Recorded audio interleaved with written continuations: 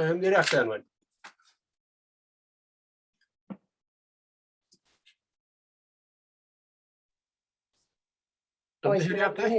Oes. Tracy Evans a cynghorydd Phil Capper. Iawn, diolch yn fawr. Dwi'n gwybod yn byd gyn Freya, Anwen, da chi'n gwybod rhywbeth? Dwi'm yn gwybod ydy o'n gyhoeddus, ond dwi'm yn siŵr ydy hyn ymddiswyddo fel cynghorydd sir. Dwi'm yn gwybod. Dyna ydoedd un os yn o blaen thai. Diolch yn fawr. A dyn o boi ma'n garo mynychu, dwi'm yn gwybod. Oce, dwi'n cymryd i fel ymddiheuriad lle Anwen. Diolch yn fawr. Y cyfnodion, oes rhywun yn cynnig bod rhain yn gywir, sylwch chi dda?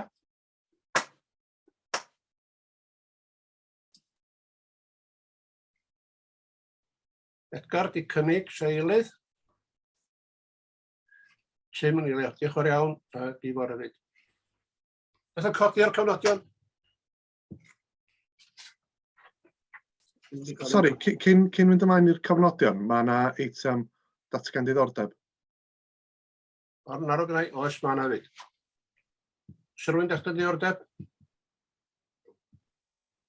Gai dynnu sylw aelodau Cyngor Gwynedd i eitem 6.2 yn ymwneud efo hen ysgol a Glanwnion, lle cais gan Cyngor Gwynedd ei hun ydi o.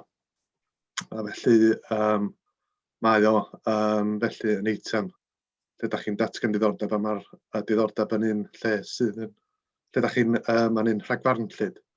Ond mae'r Pwyllgor safona wedi rhoi gollyngiad i chi gymryd rhan llawn yn achosion o'r fath ac wnaethpwyd yr penderfyniad yna ar yr 15 o Hydref flwyddyn dwytha. Felly, da chi'n dal yn mynd i gymryd rhan llawn yn ystod y drafodaeth a gymryd rhan yn y bleidlais, ond mae'n rhaid chi ddatgan diddordeb. Iawn, diolch yn fawr. Anwen? Dwi datgan diddordeb, dwi'n meddwl, eisiau barn Iwan 6.3 Myrmyr yr Afon Dyffryn ar Dudwy. Dwi'n glarc i'r Cyngor Cymuned. Mi ar i mi ddatgan diddordeb ar gais yn Tolsarna mis dwytha. Sa well mi ddatgan diddordeb am bod fi di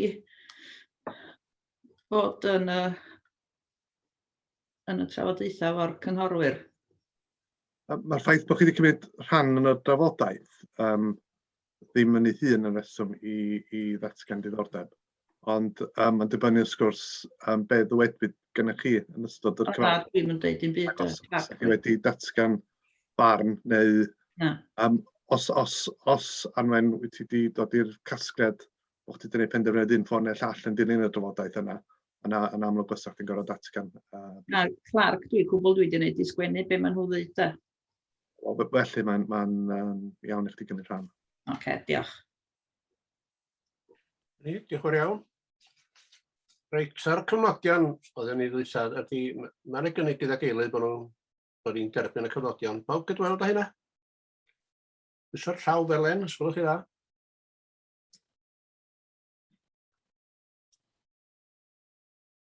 Ni syneb yn gwrthwynebu nag oes.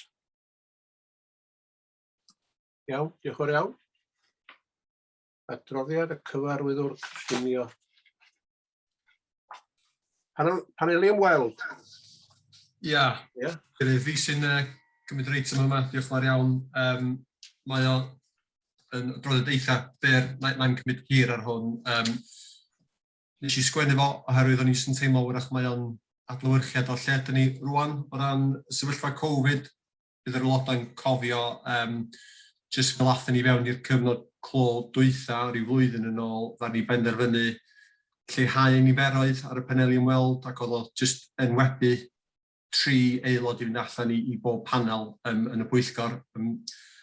Ond dwi'n teimlo bosib, mae'n benderfynu amlwg i'r Pwyllgor, ond o'n i'n teimlo wrach gallwn ni fynd nôl erbyn ŵan i'r hen drefn, da ni'n dasg bach mwy am y sefyllfa Covid ac yn y blaen.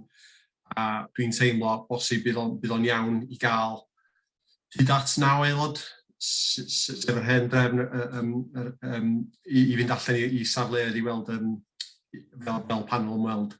Felly, yr argymelliad fel ydych chi'n gweld ydy i fynd nôl i'r hen drefn o gael 9 aelod yn y paneli, ond wrth gwrs wrth gofio sydd diogelwch i barhau efo heina, pethau cymdeithasol yn y blaen, dim ond i mynd i llefydd lle chi'n teimlo bod nhw'n saff, ac wrth gwrs os nhw'n rheidrwydd i aelodau fynd i unrhyw banel ymweld chwaith. Felly, dyna di'r argymelliad, ond mae o'n penderfyniad yn amlwg i'r pwyllgor. Os ydych chi eisiau cadw'r drefn fel mae hynna wrth gwrs fyny i chi. Ond yr argymelliad ydy fynd yn ôl i fyny i'r paneli ymweld o 9 aelod. Diolch, Jonathan. Dwi'n golygu bod ni'n gwisgo mwgwd hefyd wrth fynd ar ymweliad yndi. Dio ddim yn yr argymelliad, ond bosib mae hynna'n syniad da, felly os ydych chi eisiau ychwanegu hynna, fedrwn ni sicrhau bod hynna yn digwydd mewn panel. Diolch yn fawr. Rhyw sylw gyda fi? Ie.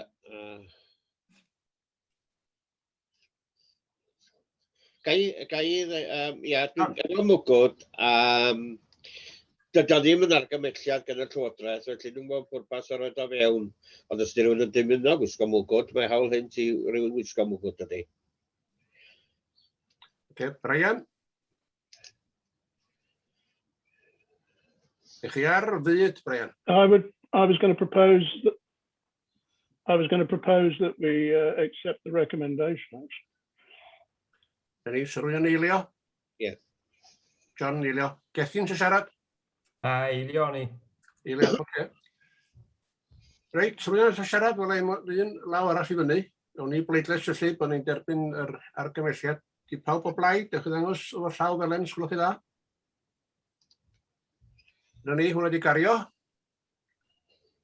Bod y paneli ymweld ar ôl i'r drefn arferol. Diolch yn fawr. Reit, diweddariad polisi cynllunio. Ie, fel ein cymryd hwn, Cadeirydd, oedd o fod Geraint Evans, y swyddog polisi wedi bod i gymryd o, ond mae Geraint yn sal wedi wedi gymryd hwn. Iawn. Mae gen Wyn i law i fyny. Ydych chi eisiau codi rhywbeth Wyn cyn i mi gychwyn? Gwys jyst trio tynnu'r llaw i lawr ond oedd o'n dod nôl fyny bob tro. Bydd hwn yn un sydyn iawn. Mae llaw i fod i fyny hefyd. Diolch yn dweud rhywbeth? Nag os dal i fyny o ddall, sori. Iawn, diolch. Mae hwn, na i gadw hwn yn fyr iawn hefyd. Mae o jyst i dynnu'ch sylw chi wir at newid eitha pwysig yn y system gynllunio. Fel ydych chi'n gweld o'r adroddiad, o'r 24 o Chwefror, cyhoeddwyd Llywodraeth Cymru dogfen newydd, sef y fframwaith datblygu cenedlaethol, neu Cymru'r dyfodol fel mae'n cael ei alw. A mae hwn bellach rwan yn rhan o'r cynllun datblygu. Felly fel ydych chi'n gweld fel ydych chi'n gwybod yn unol o'r gyfraith, mae rhaid gwneud penderfyniadau o'r geisiadau cynllunio yn unol â'r cynllun datblygu. Oni bai bod ystyriaethau perthnasol yn nodi fel arall. Dach chi'n wrth gwrs yn ymwybodol o hynna, ond yn hanesyddol ac am blynyddoedd maith rwan, dim ond un cynllun datblygu da ni wedi gael i ddilyn, sef y cynllun datblygu lleol Eryri. Rwy'n dwythau gafodd i fabwysiadu'n 2019. Ond yn amlwg o Chwefror flwyddyn yma ymlaen, mae yna rwan 2 ddogfen mae rhaid ni ddilyn. Felly mae Cymru'r dyfodol i wneud yn hollol glir rwan yn rhan o'r cynllun datblygu. Mae rhaid ni ddilyn wrth wneud yn penderfyniadau. Mae'n ddogfen strategol, felly bydd o bosib ddim yn uniongyrchol berthnasol i bob cais da ni'n delio hefo. Mae o'n polisia eitha strategol, lefel uchel, ond mae'n bwysig bod ni'n rhaid ystyriaeth iddo fo ar bob cais. A newch chi weld heddiw, mae yna is-deitl ar bob adroddiad Pwyllgor sydd hefo ni heddiw, bob cais sydd hefo ni heddiw sydd yn cyfeirio at y ddogfen yna. Mae Geraint, fel ydych chi'n gweld yn paragraff 1.3 wedi nodi sawl pwynt bwled o fanna lle galla fod yn berthnasol i Eryri. Ond dwi ddim yn fynd i heina heddiw. Mae'r swyddogion wedi gwneud yr asesiad hefo bob cais heddiw, felly sy'n angen i chi boeni am hynna. A da ni wedi trefnu hefyd i gael sesiwn hyfforddiant ar y ddogfen yma i aelodau y parc ar y cyd hefo Cyngor Gwynedd. Felly, sa'n annog i chi fynd i'r sesiwn hyfforddiant yna ac yn i fynd fewn i cynnwys y ddogfen mewn dipyn mwy o fanylder. Da ni wedi manteisio ar y cyfle yn yr adroddiad yma hefyd jyst i adol chi wybod mae yna adolygiad wedi bod hefyd i polisi cynllunio Cymru. Da ni rwan fyny i rhifin 11 o'r ddogfen yna. Mae nhw'n newidiadau, mae newidiadau trwy'r ddogfen ydyn nhw'n edrych na newid mawr, ond mae nhw'n bwysig bod chi'n ymwybodol o hynna, ond eto mae'r swyddogion wedi gwneud yr asesiadau yma yn erbyn yr adolygiad yna hefyd yn y adroddiadau sydd o'ch blaen chi heddiw. Felly, dwi am wneud arno fo heddiw, ond dwi'n gwybod gymryd unrhyw gwestiynau os mae yna. Iawn, diolch yn fawr. Os edrych hyfforddiant, Jonathan? Dwi'n mynd i gael eto. Mae Gareth yn arwain ar y trefniadau yna o'r cyngor, ond mae gen ni'r gwahoddiad, ond dim dyddiad eto. Iawn, diolch yn fawr. Alwyn, eisiau siarad? Iawn, Mr. Cadeirydd, diolch yn fawr iawn. Ystalwm pan o'r ceir yn drafferthus, yn o'n dweud bod wedi cael ei cynhyrchu mewn i'w ffatri rola ar brawn dydd Gwener. Ryw dimlo yna ryw adroddiad prawn dydd Gwener di hwn, Mr. Cadeirydd. Does am llawer o feddwl di mynd i mewn iddo fo dyd y gwir. Ella bod nhw'n teimlo bod angen newid pethau, ond dwi'n meddwl y dylid wedi ystyried llawer. Enghraifft, y trydydd yr ail bwynt bwled yn 1.3 yn dweud bydd yna ffocws ar dŵr trefol ac yn cefnogi cymunedau gwledig canaliadwy a bywiog, sydd yn beth cymeradwy iawn wrth gwrs. Ond wedyn yn nes ymlaen, mae'n dweud, o na, da ni'n mynd i ardal twf rhanbarthol rhaid cored arfordir yr A55 ydi. Wedwch chi'n cael y ddau beth. Hynny yw, does ei modd iddyn nhw gael y ddau beth yn yr un cyd-destun. Ac i ni, fel parc, dwi'n meddwl yr un cyntaf dylen ni yn boeni amdano fo. Na fydd na ddim twf yn y rhan fwyaf o'r parc, os nad yw yng nghyffinio'r A55. Ddim mae hynny'n beth pryderus eithriadol i'r rhan fwyaf honna ni sydd yn byw tu allan i'r corridor yma.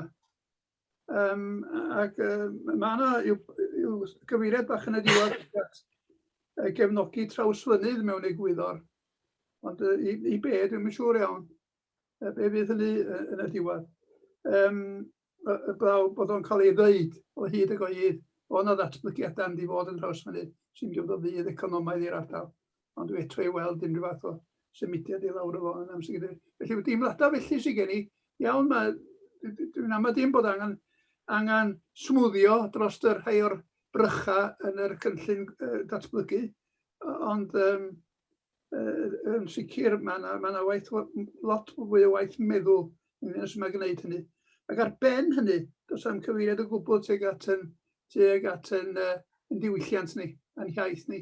Ac o'n i'n teimlo bod o ryw gydigwyddiad rhywsut bod yr cynllun cenedlaethol ma'n di barod am 2040. Tra ar yr un gwynt mae Llywodraeth a'r polisi yma o gael miliwn o siaradwyr Cymraeg efo erbyn 2050. Oedd yna gyfla fan hyn illa i wneud rhywbeth i lawr y ffordd yna, ond does am sôn amdano fo gwbl hyd y gwela i, Mr. Cadeirydd. Diolch yn fawr iawn. Diolch Alwyn. Ydyn ni cael ei sylwadau hwn, Jonathan? Neu dyn ni fod i dderbyn o dyna hi? Na, mae hwn ydy'r fersiwn mabwysiedig o'n Cadeirydd. Mae yna ymgynghoriadau wedi bod yn y gorffennol. Da ni wedi rhaid sylwadau ar heina dros y 2 flynedd dwytha yma. Ond na, mae hwn rwan wedi mabwysiadu ac yn rhan o'r cynllun. Iawn, diolch yn fawr. John? Tiar byd. Ia, diolch yn fawr. Ia, gweld yr adroddiad chi bach yn ysgawn yn un. Beth sydd os ni wedi cael y cwbl lot cyn heddiw, achos mae o'r ran, ond dydy pawb ddim yn cytuno gyda'r polisi. Mewn polisi, mae'n wahanol ffordd o edrych yn y fod. A dim bosib i pawb cael copi o'r ddogfen i fynd drwyddi, ac hefyd mynd drwyddi efo cyn y cyfarfod, fydda ni'n cael yn y cwrs. Ti'n wedi cael copi o'r ddogfen? Edo, ddim yn llawn. Dim ond adroddiad. Mae'r adroddiad ar gael ar gwefan y Llywodraeth. Ydych chi eisiau copi caled, John, ydych chi? Na, sy'n cael rhyw gopi ohoni hi. Ia. Mae'n ffeithio arno ni, da. Os ydych chi'n rhaid cymryd dyfodol i fewn i Google, hwnna fydd yr un cyntaf sydd yn dod fyny. Dyna lle mae'r dogfen. Fedra i drefnu i gael copi caled os mae rhywun eisiau un, ond dwi'n meddwl mae Simon disgwyl chi'n mynd fewn i fanylder ar hwn, efo bob cais fel dwi wedi sôn, mae o'n rhywbeth bydd y swyddogion yn gwneud yr asesiad fel rhan o asesu y cynllun lleol sgynnu ar hyn o bryd hefyd. Dwi'n meddwl fe fewn i, mae yna rai llefydd fel economi gledig ag ati sydd yn eitha bwysig, mae'n rhaid i fewn i ddefnder i'w bethau sydd yn bryderus i trigolion yr hynny. Iawn, diolch John. Sy'n rhywun arall y siarad, dwi'n gweld llaw neb i fyny. Os nad oes, sy'n rhywun gynnig bod ni'n derbyn yr adroddiad, gwelwch chi dda?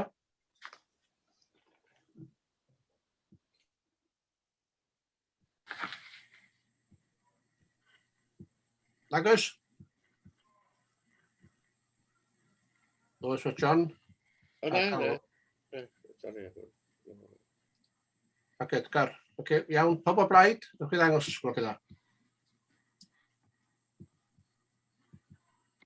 Llaw fel hyn. Dwi'n gweld neb o dderbyn. Iawn, diolch o'r iawn am hynna. Awn ymlaen i... Ti'n cymorad o'r llaw, sy'n gwneud. Alwyn? Ti'n cymorad o'r llaw. Pwysa reactions. O, ti'n gwneud wan?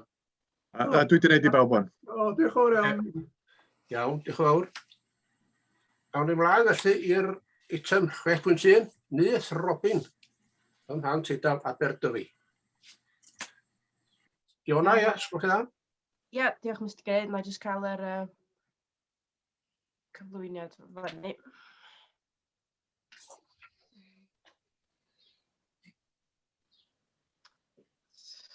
Chi'n gweld hynna rwan?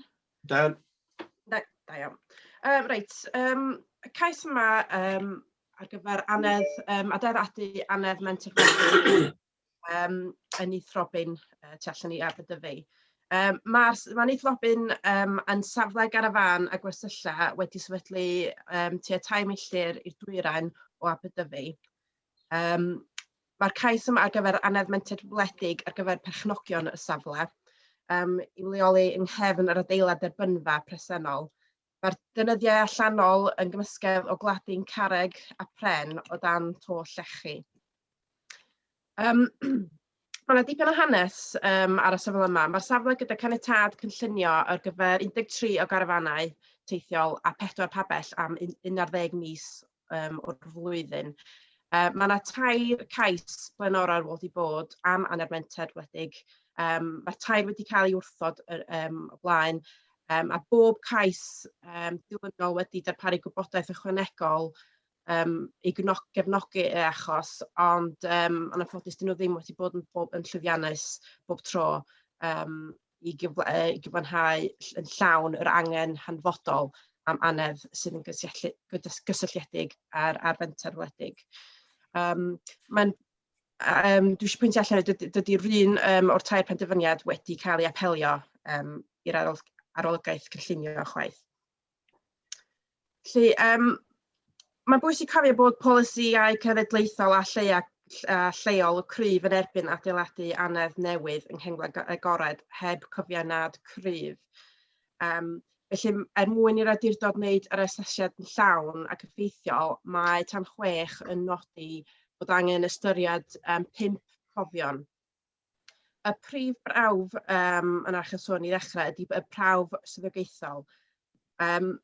Mae prawf yma yn wneud yn ymfynol i'r awdurdod cynllunio lleol asesu tystiolaeth os oes angen gweithwyr preswyl i fod yn gweithredu'r fenter yn iawn.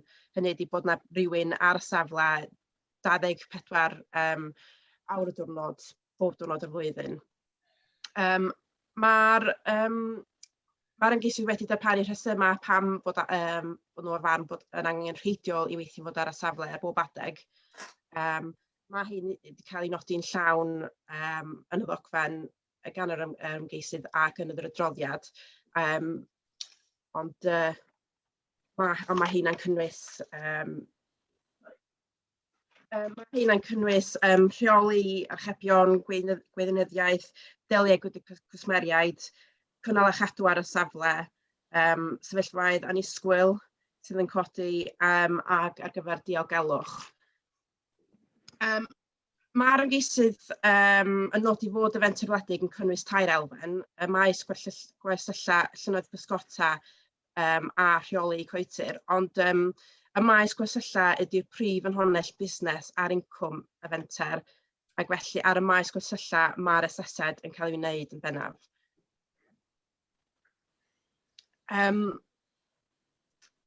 Mae bwysig hefyd bod yr amserlen gwaith sydd wedi cael ei gyflwyno gan ymgeisydd yn danos bod y rhan mwyaf gwaith yn gallu cael ei wneud ar y safle o fewn diwrnod gwaith arferol, bod ni'n derbyn bod hynny'n diwrnod sydd yn dechrau'n fuan ac yn gorffen yn hwyr, a fod y waith wedi rhannu rhwng dau gweithwyr.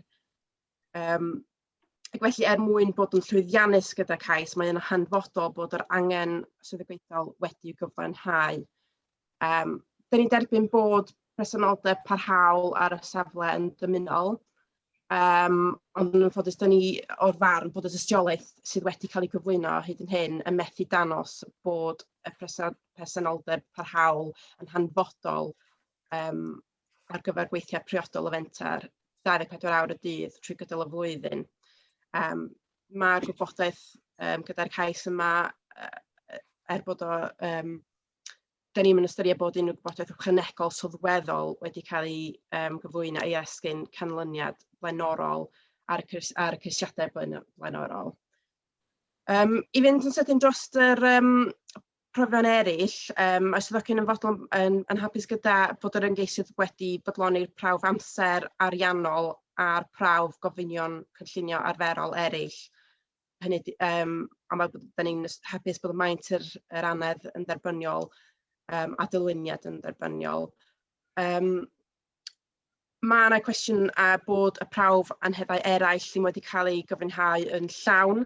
Mae'n bosib bod mwy o bodaeth yn gallu gyfiawnhau hynna, ond ar y funud, ddim cweit wedi cael digon o bodaeth i fod yn hapus bod hwnna wedi bodloni'r prawf yna'n hollol.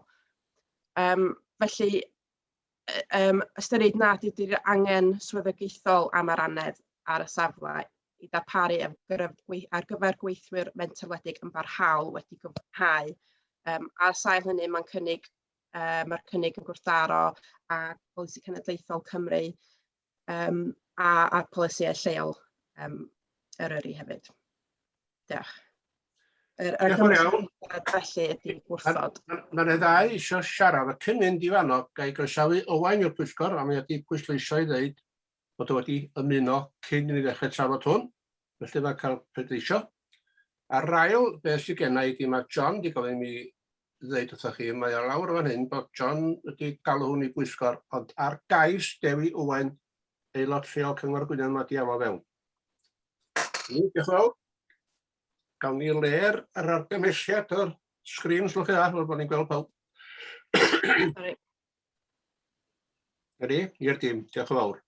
Reit, cyntaf siarad ydy Sadie Potter, yr porter yr ymgeisydd. Croeso. Gwneud chi 3 munud.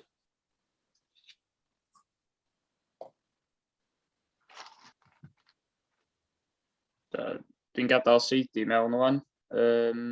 Bydd eisiau gadael Dewi Owen i mewn adag yma fyd. Ie de, pan ddim? Ie.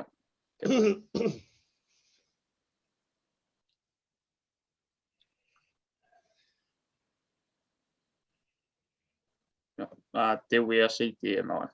Iawn, diolch yn fawr. Croeso Sadie, gwneud chi 3 munud.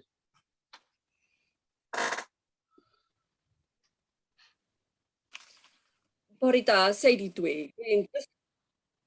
Dwi'n dysgu Cymraeg. I'm just beginning to speak. I'm just a beginner, so we'll speak in English. Thank you for giving me the time to talk today. Myself and my husband Grant own and run Nithrobin campsite near Aberdyfi. When we bought Nithrobin, then called Pantidal Leisure, just over 4 years ago, it was a rundown caravan site, but with plenty of potential and in need of a lot of TLC. Through investment and lots of hard work, we built a sustainable rural business. We've grown the annual turnover from 16,000 to 72,000 in just 4 years. Neith Robin now provides full-time employment for both of us, as well as seasonal labour.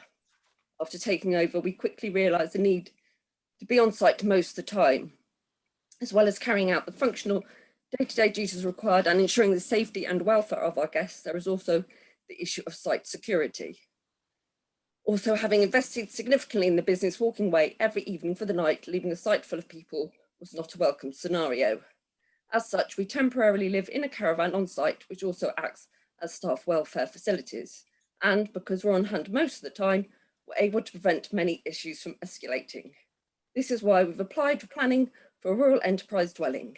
Having run the site for 4 years now, we believe it's vital for the safety, sustainability and future of our business to have someone on site night and day. As I'm sure you know, this is commonplace on campsites such as ours, and we found it impossible to fully manage our health and safety policies, not being on site for a significant period of the day. While CCTV can help with safety and security, it's not a replacement for having someone on site, which is much more effective at preventing any issues. In addition, the arrival of COVID last year has made it vital to be on site most of the time. Our shared facilities now need extra cleaning at the beginning and end of each day, and we need to ensure social distancing and correct safety procedures are kept to at all times. There is also an environmental impact if we were to live off-site. Travelling to and from site every day would be around 10,000 miles and nearly 3 tonnes of CO2 emissions. In a world where we're all striving to reduce our carbon footprint, actively increasing the number of car journeys seems contrary to creating a low-carbon society, as outlined in the Wellbeing of Future Generations Act 2015. Since moving to the area, we've been keen to be involved in the local community. I'm currently membership officer for the Dyfi Biosphere Tourism Association, and I'm a member of the Abu Dhabi Advertising and Improvements Committee. I've also started the Ebrill Ambassador Scheme, and I'm enjoying learning more about the amazing area we live in. Our application has the full support of the Abu Dhabi Community Council, our neighbours and our guests. We very much want to continue building our business in this special area and hope with this application we can secure the future sustainability of Neith Robin. Thank you for your time today. Diolch yn fawr. Iawn, diolch yn fawr iawn. Cynghorydd Dewi Owen, siarad o blaid y cais. Cyswllt Dewi. Diolch yn fawr chi gyd a diolch yn fawr chi am adael i mi siarad heddiw. Ia, dwi'n cefnogi y cais yma, fel mae'n digwydd bod, mae Neith Robin yn y dweddi fel cynghorydd lleol yn Abu Dhabi. A fel mae Seidi wedi dweud yn barod, mae Cyngor Cymuned yn cefnogi y cais yma. Dwi'n meddwl beth sy'n bwysig fan hyn ydy, a mae hi wedi dweud, mae nhw wedi symud yma i fyw i edrych ar ôl safle yma sydd yn cymeryd carafanau i twrio i fewn a hefyd mobile homes. Fel mae digwydd bod, hwn ydy'r unig safle, goeliwch yn y beidio yn Abu Dhabi, sydd yn cymeryd y bobl yma. Ac oni bai bod y safle yma yna, fel da ni gyd yn gwybod, mae bobl yma'n licio aros mewn ochr y ffordd fawr yn y laybys, a problem fwyaf da ni'n cael yn Abu Dhabi ydy yn y maes parcio. A felly mae'r lle yma'n hanfodol bwysig i ni yn Abu Dhabi. Beth sy'n bwysig iawn fan hyn dwi'n meddwl, a mae hi wedi dweud bod hi'n gallu byw ar y safle. Ac ar hyn o bryd, ers pan maen nhw wedi symud yna, maen nhw'n byw mewn carafan. Wel, adag yma flwyddyn a diwrnod fel heddiw, mae carafan yn iawn, ond dwi'n siŵr dim ond chi licio byw mewn carafan dros y gia. Mae'n bwysig bod nhw'n byw ar y safle yma, fel mae hi wedi egluro, da chi'n gwybod. Fysa hi'n goffod symud o'na a byw yn y pentre gosa sydd yw 6 neu 8 milltir i ffwrdd, ddim yn addas. Yn wedig, mae'n adoledau yna, mae'n showers yna, ac i chai ohonoch chi, os da chi wedi bod yn defnyddio hynny pan da chi'ch gwyliau, mae'n bwysig bod rhywun yna ar y safle pan mae yna broblem. A mae hynny digwydd yn reit aml, fel da chi'n gwybod efo bobl diarth, y bethau maen nhw'n gallu rhoi lawr y toiledau a hefyd diffyg dŵr felly yn y shower a hyn a llall. A dwi'n cefnogi y cais yma, dwi'n meddwl bod hi'n bwysig iawn bod nhw'n byw ar y safle. Maen nhw wedi bod yn byw am y blynyddoedd diwethaf mewn carafan fel mae'n dweud. ac mae nhw wedi cynnyddu'r busnes yn enfawr. Ac felly, gyda chydig o eiriau fel yna, diolch yn fawr i chi am gadael i mi siarad, a gobeithio newch chi gefnogi y cais yma yn y ward i. Diolch yn fawr iawn i chi gyd. Iawn, diolch Dewi. Iawn, sy rwy'n am gynnig rhywbeth? Edgar? Sori, os gael ddod i mewn efo'r siaradwyr, oes gennych chi unrhyw gwestiwn ydych chi ofyn Elwyn fel cadeirydd, a dyn os nad oes yna,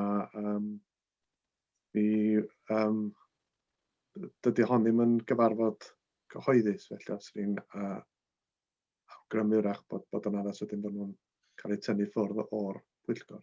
Gael ddod mewn hyn? Dwi'n meddwl fod yn deg iddyn nhw cael aros.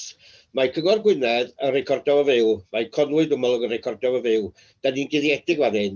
Mae hwn yn, mae gen nhw rhan, maen nhw'n cymryd rhan yn drafodaeth, mae'n iawn yn cymryd rhan i ddiwedd y drafodaeth yn tyblo. Dwi ddim eisiau fod ni'n mynd yn guddiedig gyda'r Pwyllgor Cynllunio. A rhaid fod hollol agored gyda'r cyhoedd i gyd. Na, dyn nhw'n cael cyfr rhan ac John i ddiwedd y cyfarfod. Bydden nhw yn plas yn y bwlch, mi fydden nhw yn y plas, fydden nhw'n cael gwrando ar y cwbl. Os dyn nhw'n cael cyfr rhan? Oedden nhw'n cael clywed rhan rhywun arall hefyd, oedden nhw. Ie, dyn nhw'n cael cyfr rhan, John. Na, maen nhw wedi cymryd rhan. Iwan, ti eisiau dod fewn? Fo'n iawn yn nhw wrando ar y drafodaeth i gyd. Ie, balans ydi o de. Dwi'n wedi weld be mae John yn ei ddeud. Ond y gwirionedd ydy'r cyfarfod yma ddim yn un cyhoeddus. Mae ar gael ar gyfer i ddarlledu nes ymlaen. Felly, yn hynna beth, mi feswch chi medru dadla bod yr rhai sydd wedi cyfrannu yn cael mantais mewn rhyw ffordd wrth fod yna'n rhan o'r drafodaeth. A fyny chi fel Pwyllgor, dwi'n meddwl. Dwi'n cynnig oedd yn cael aros ar diwedd y drafodaeth. Oes rhywun am eilio gynnig John? Gethi. Oce, awn ni bleidlais. Cyn mynd i bleidlais, mae Edgar wedi cynnig yn dod. Be da ni'n sefyllfa rwan ydy bod ni'n cynnig John gyntaf, ia? Dwi'n meddwl bod ni'n trafod y fama rhywbeth ar wahân i'r cais ei hun yn dydyn. Felly, dwi'n meddwl bod o'n addas bod ni'n delio o'r mater yma'n gyntaf cyn mynd ymlaen i'r drafodaeth ar yr cais cynllunio ei hun. Iawn. Os ydy hwn yn cynnig John o'n swyddfa, mae hynny'n golygu wedyn bod ni'n dilyn yr un drefn drwy draw bob tro, yndi? Wel, dyna sy'n dilyn o hynna, ie. A sy'n ni, os gai fynd ymlaen, sy'n ni fynd yn bellach, a dweud sy'n licio gweld y cyfarfod yma yn fyw, fel mae Cyngor Gwynedd yn gwneud o. Ie, mae hyn i'w drafod, dwi'n meddwl. Iwan, be di'r rhwystyr a fedr hyn ddigwydd? Wel, dydw i ddim yn berson technegol, os y rhaid i mi holi efo gwasanaeth IT ar hynna, ond yn nealltwriaeth i ydy bod yna broblemau i wneud hynna oherwydd yr cyfieithu a'r cyfieithu ar y pryd. A felly mae trin yr Gymraeg a'r Saesneg yn gyfartal yn anodd i wneud os da ni'n mynd yn fyw. Ond mae'n bosib i wneud o wrth ryddhau recordiad yn dilyn hynny. Iawn, diolch yn fawr iawn. Reit, awn ni i bleidlais. Dawn ni glirio'r sgrin cyn mynd i bleidlais. Mae Edgar wedi dod i law i fyny i gael gweld. Iawn, Mr Cadeirydd, as long as bod fi gael neud y cynnig pan dwi'n gadw nôl, ia? O ia, sicr, ia. Iawn, diolch yn fawr. Iwan, sut bleidlais dyn ni'n gymryd? Codi llaw? Ydyn ni godi llaw i ddechrau gael gweld os yw'n anglirio peidio. Pawb sy'n blaid gynnig John bod y ddau siaradwr yn cael aros i fewn tan y diwedd. Newch chi godi'r llaw os gwelwch chi dda.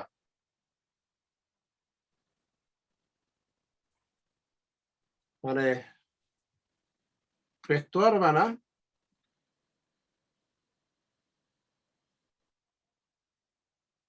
Dau, 4, 5, 6, ia.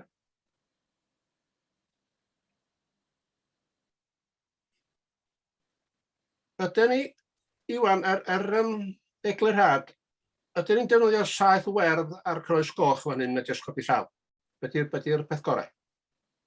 Wel, mi nathon ni drio yr saith werdd yndo ar coch yn y gorffennol, a mae o wedi bod yn gweithio, ond mae yna rhyw updates wedi bod i Zoom yn ddiweddar, a mae hynna'n meddwl bod o bellach ddim yn gweithio, felly dwi'n meddwl yr unig opsiwn sydd gennym ni ydy dilyn codi llaw glas os ydyn ni'n awgrymu.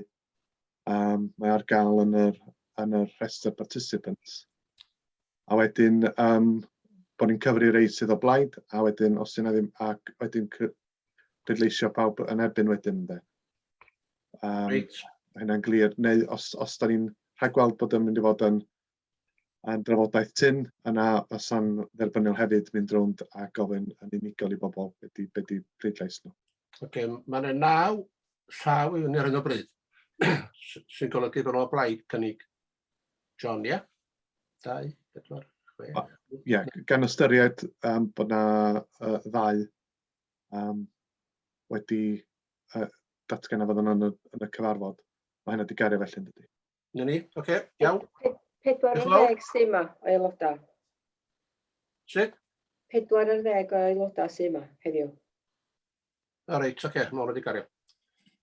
Iawn, diolch yn fawr iawn. Awn ni mlaen. Edgar wedi cynnig bod ni'n...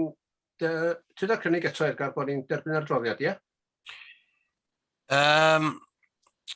Ie, dwi wedi darllen drwyddo fe gyd ar y gwadr fawr, a dwi yn cynnig bod ni'n mynd efo'r argymhelliad i'w wrthod. Mae'r law di fyny Ifor, wyt ti'n eilion, neu be? Ydw. Yn eilio, oce, iawn. Gethin wan. Diolch, Cadeirydd. Cwestiwn o gennau. Oce. Oedd un o'r siaradwyr wedi gyfeirio at bod yna trosiant o dros 70,000 ac oedd yna 2 full-time equivalent yn cael eu cyflogi. Ond yn yr cyflwyniad, gawson, oedd yna gyfeiriad at angen mwy o tystiolaeth. Gai gofyn beth yn union ydym ni'n chwilio am mwy o tystiolaeth?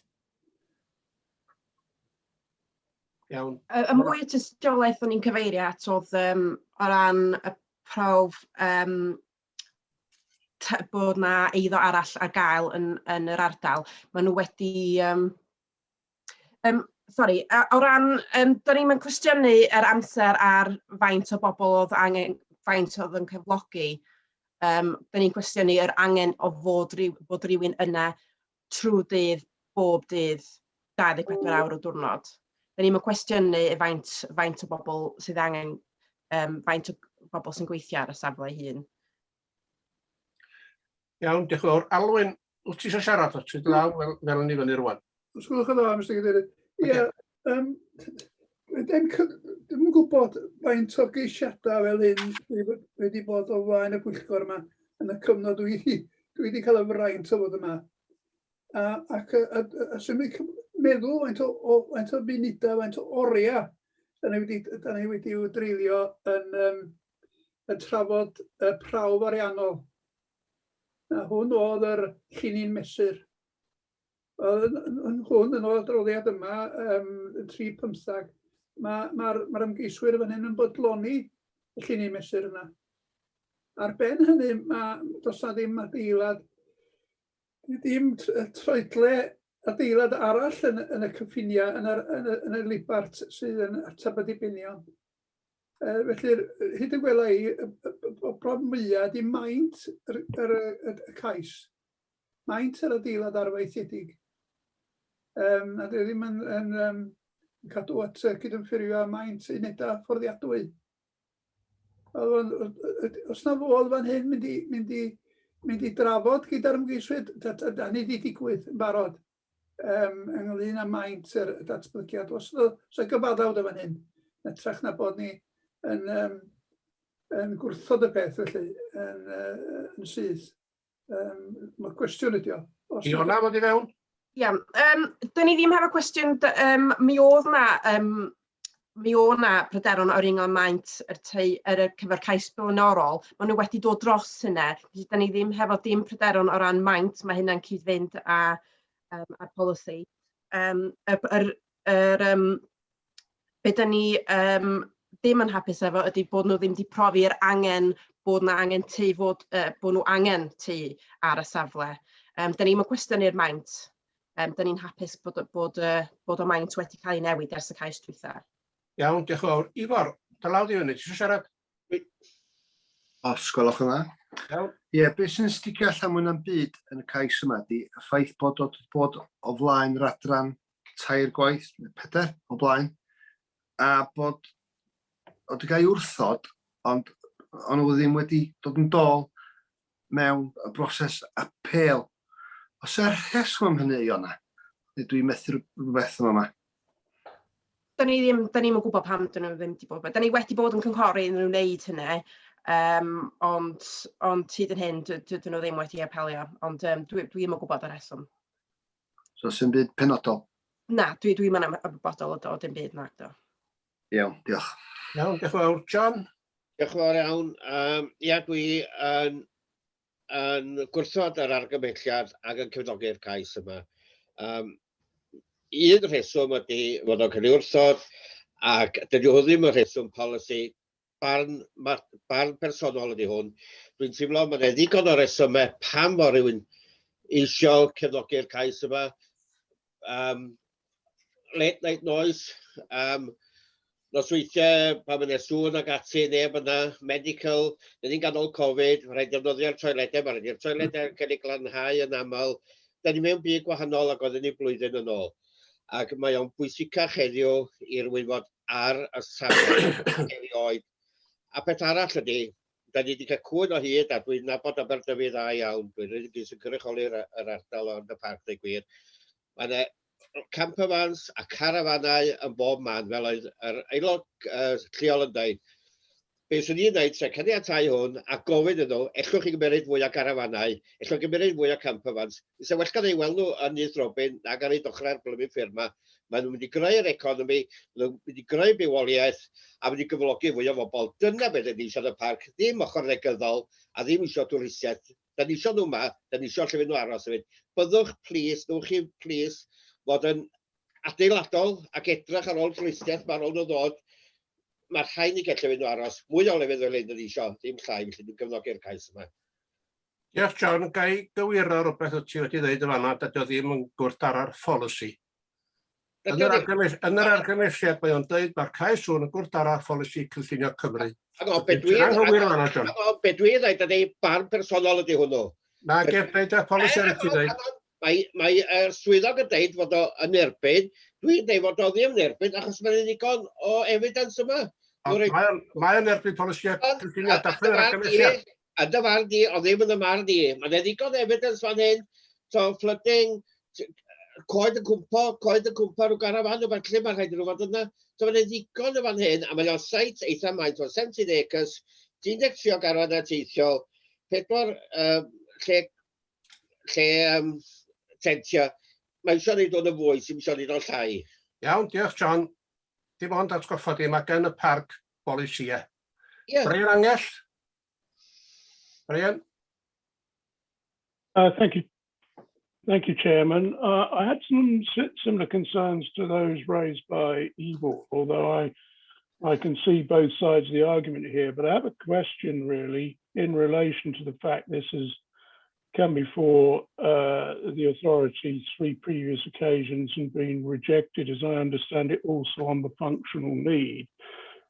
Has anything changed in relation to the functional need as far as the application has been submitted this time compared to previously?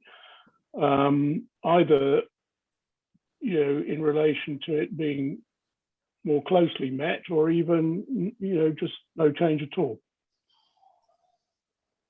Ers y cais gynta, maen nhw wedi cael caniatad ar gyfer mwy o unedau ar y safle. Dwi'n meddwl, os dwi'n cofio'n iawn, o'n efo 8 uned carafan. Maen nhw wedi cael mwy o garafanau ar y safle ers y cais cynta.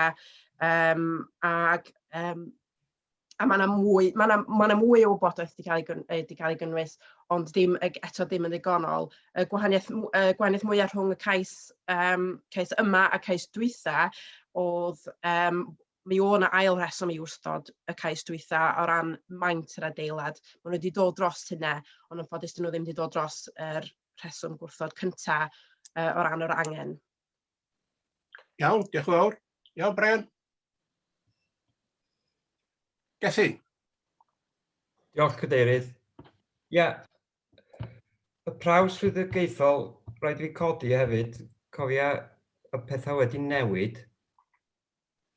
Os dwi'n iawn yn deud, o dan y cais dwytha, oedd trosiant y lle dim ond 16,000, ond wan mae wedi cynyddu fyny at 72 o dan y perchnogion newydd. Ydy hwnna'n gywir? Felly, be dwi'n trio deud, ydy mae'r lle yn 5 gwaith mwy brysur na be oedd o yn y gorffennol. So, swn i'n meddwl bod yr prawf swyddogaethol wedi newid o'r cais dwytha, os di hwnna'n gywir. Barn personol fi ydy bod na digon o tystiolaeth, bod na mor gymaint o oriau yn cael eu treulio ar y lle, bod na ddau yn cael eu cyflogi yn parhaol, ac ychwanegol i hynny, mae yna gweithwyr tymhorol yna.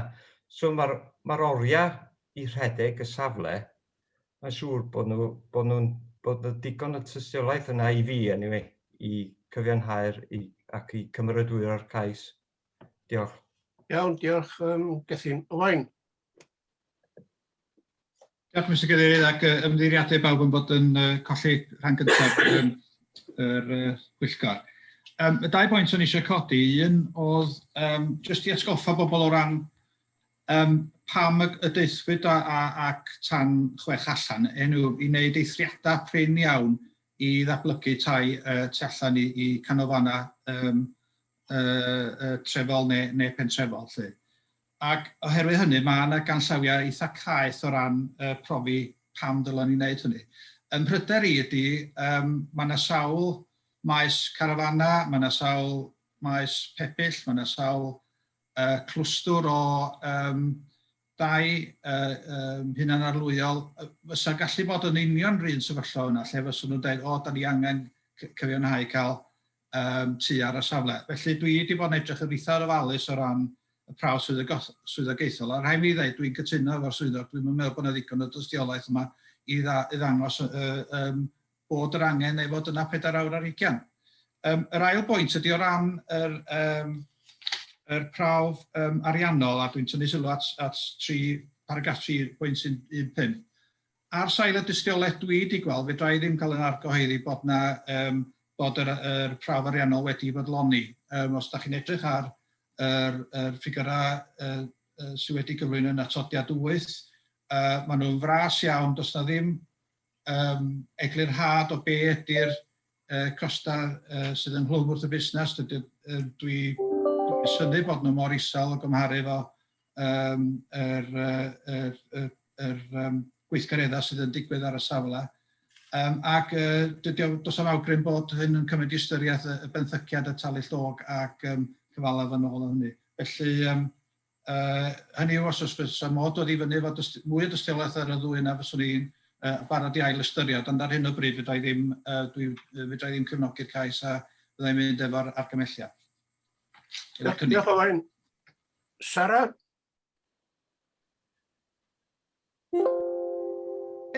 Just coming in off the back of what Owain has said there, I think it's impossible for us to reach agreement here because we don't have a method of measuring whether there is or isn't a requirement overnight. That's what this is, the crux of this. That's what this is hanging off.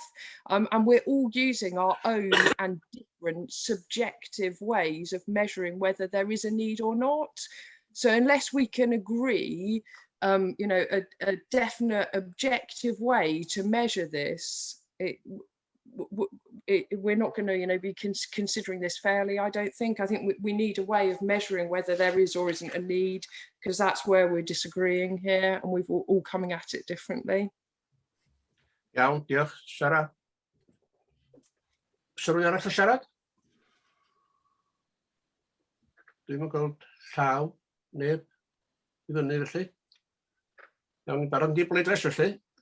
Edgar, nid i ddatgan dy gynnig eto. Ie, cynnig bod ni'n mynd efo'r argymelliad o wrthod. Dwi'n meddwl bod mae gynnon ni rei wedi bod efo menter gwledig o blaen.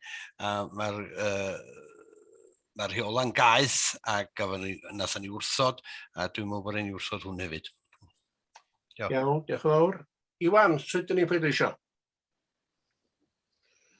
Gan i weld gyntaf, be di'r faint sydd o blaid bod yr... Efo'r llaw, ia? Sef gwrthod trwy pleidleisio efo'r llaw las, fos ni. Llaw belen, neu llaw las? Llaw las ar yr rhan, mae i weld ar y rhan participants. Os ydych chi'n clicio participants, mi welwch chi y llaw las, mae hwnna'n edrych hawdd i'w ddilyn. Mae'r llaw melyn, mae yna broblem weithiau, mae o'n diflannu cyn bod ni'n mynd i gorffan cyfri. Does gyda i'n llaw las ar y gyfriadur gen i, mae di diflannu dy, di fyma. Ie, fysa gennych chi ddim, cos da chi'n, dwi'n meddwl bod chi'n rheoli hefyd, felly does genna i a chi ddim, dwi'n meddwl. No, Ewan, a lot of us don't have the blue hand. It depends which version you've got.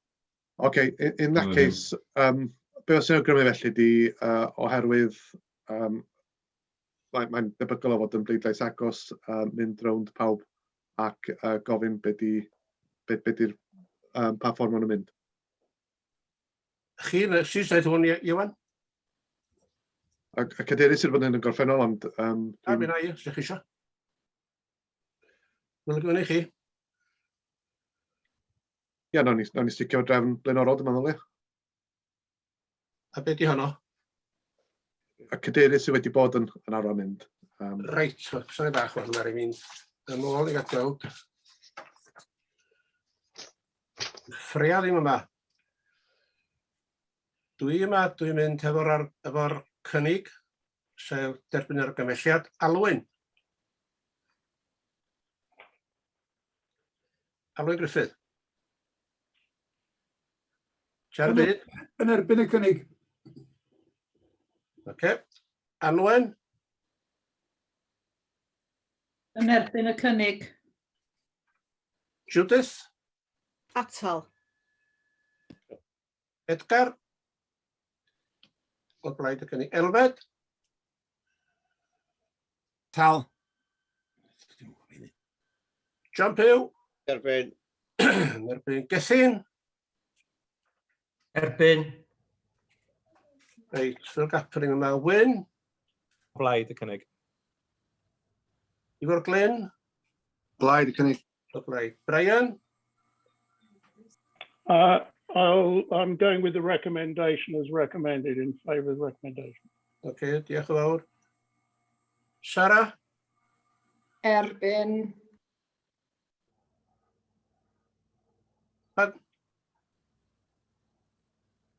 Sarah, you're on mute. Which way do you vote? Sorry, erbyn. Yn erbyn, okay. Yn erbyn ar argymhelliad, ia? Ia, okay. Diolch yn fawr. Tim? Dwi ar blaen be mae'r swyddogion dweud i gwrthod y gais. Diolch yn fawr. Owain? Blaid y cynnig. Dyna ni, reit, okay. Ydy'r Iwan. Mae di gario 7-5. Iawn, diolch yn fawr, hwnna di wrthod. Ga i ofyn cwestiwn i chi swyddogion rwan, de, i fod yn deg. Mae yna bobl yn byw yn carafan yn un heb awn cynllunio. Dyna di erlyn pobl o'r blaen, mae Llanbed yn dod i go, mae'n byw yn carafan a dim hawl gwneud hynny. A mi ar ni erlyn hwnnw, mi ar erlyn hwnnw, a mae'n rhieni stig wneud rhyw fath, pam ydy ni'n rhyw fath fan hyn? Ydy bosib bobl sydd yn rhoi cais i fyw yn y garafan nhw edrych ar ôl y safle? Wel, na, bydd rhaid ni edrych ar y sefyllfa rwan yn dilyn y penderfyniad yma, Elwyn. Yn amlwg, bosib bydd yr ymgeisydd yma yn apelio. Ond y sefyllfa fel mae o wan, sgynnon nhw ddim hawl i fyw ar y safle. Ond bydd aryn i ganiatáu hyn digwydd yn hyn o cornel yn Fron Goch, de. Oedden nhw'n cael byw mewn carafan, oedden nhw'n rhoi cais i fewn. Jyst ewch gwybodaeth di hwnna. Iawn, awn ni mlaen, diolch yn fawr. Rhif 6.2, hen ysgol Glanwnion, Pontarara, mae'n ddiddordeb mawr iawn yn hwn. Dwi wedi cael trafferthio gyda llaw i agor llythyrau. Mae'n 39 llythyr os dwi'n iawn. A mae'n eraill cael un beth, mae'n debyg mae fod o wedi agor ar y llechen. Cadeirydd, sori, gai ddod fewn yn sydyn, dwi'n ymwybodol bod y siaradwyr o'r cais blaenorol dal. O, reit, oce. Yn y Pwyllgor. Cyto, wyt ti eisiau?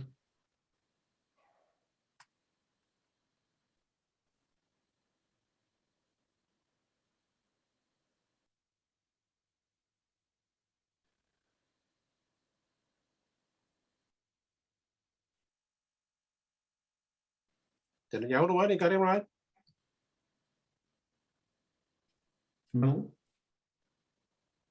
Yndan? Mae'n y weld wedi mynd ymwneud. Iawn, diolch yn fawr. Ie, dyn nhw wedi cael y llythyrau o mi gysi, oedd o'n ei methu agor ar y llechen. A mi oedd yr eraill y fath o fi'n wedi fi. Ond hefyd, dim yn rhaid i ni fel pwyllgor yrru'r llythyrau. Stem yn ofynnol na chdi. Jonathan, wedi fewn o fanna i egluro. Tiar fyd, oce. Sori, nes i'n dall y pwynt, Elwyn. Mae'n rhai pobl di methu agor y llythyrau hyd y gwn i, de. O'n i di methu ar y llechen. Dwi wedi gyrru hwnnw i'r Apple Macs. Dwi wedi gallu agor o fanna. Os e rhywun ddim wedi gweld llythyrau. A beth dwi'n dweud ydy, dim yn rheol bod rhaid yn i'r llythyrau i bobl na chdi. Na, mae'r swyddog hefo'r... Mae rhaid i'r swyddog crynhoi sylwadau yn dilyn unrhyw ymgynghoriad ar unrhyw gais yn yr adroddiad. Felly dyna di'r brif beth. Yn amlwg mae yna gymlethdod o fama. Mae gan bobl hawl i fynd fewn i'r swyddfa i edrych ar y ffeil cynllunio. Mae'r swyddfeydd wedi cau ar hyn o bryd. Felly dyna pam ddaru Jane gymryd y penderfyniad i anfon yr holl sylwadau i'r aelodau. Ond fel arfer, dydy hynny ddim rhywbeth sydd yn statudol i wneud. Mae wedi wneud oherwydd jyst mae'r swyddfa wedi cau. So jyst i wneud siŵr bod os oes rhywun wedi penderfynu mynd fewn i'r swyddfa i weld y ffeil, sy'n mynd i gallu gwneud yna. Felly dyna pan mae'n gyd i cael ei anfon allan. Ond na, y prif beth yma ydy bod yna grynodeb o'r ymateb i'r ymgynghoriad yn adroddiad y swyddog a mae'n wedi cael ei wneud. Iawn, diolch yn fawr am yr egwyl rhad yna. Yn ymlaen felly. Os ydych chi'n siarad yn Iona i gychwyn, ia? Ie, diolch Mr Cadeirydd. Na i gael y cyflwyniad i fynd rwan.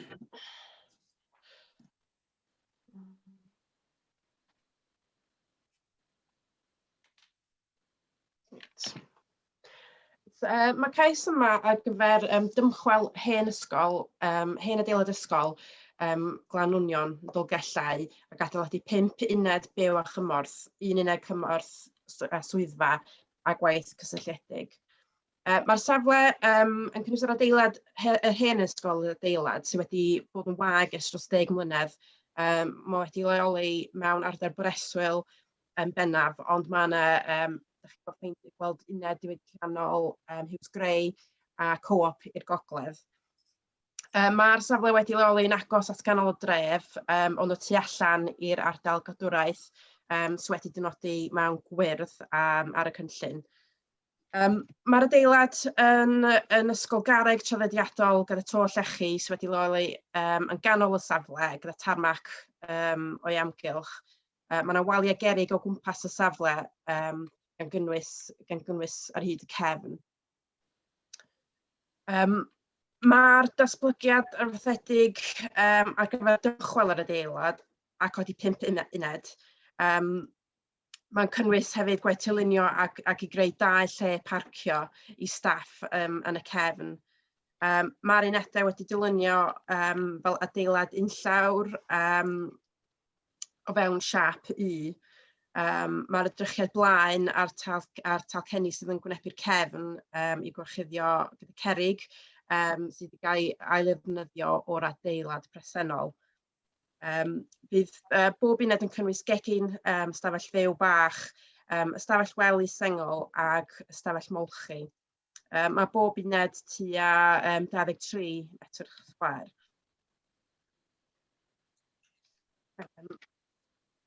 Mae'r datblygiad wedi cael ei gyflwyno er mwyn ateb problemau digartrefedd yn Ngwynedd ac yn benodol o fewn ardal Meirionnydd.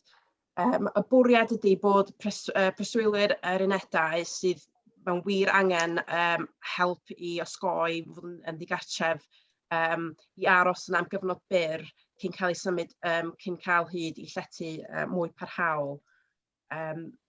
Mae yna teimladau cryf wedi cael ei godi yn lleol yn erbyn y datblygiad.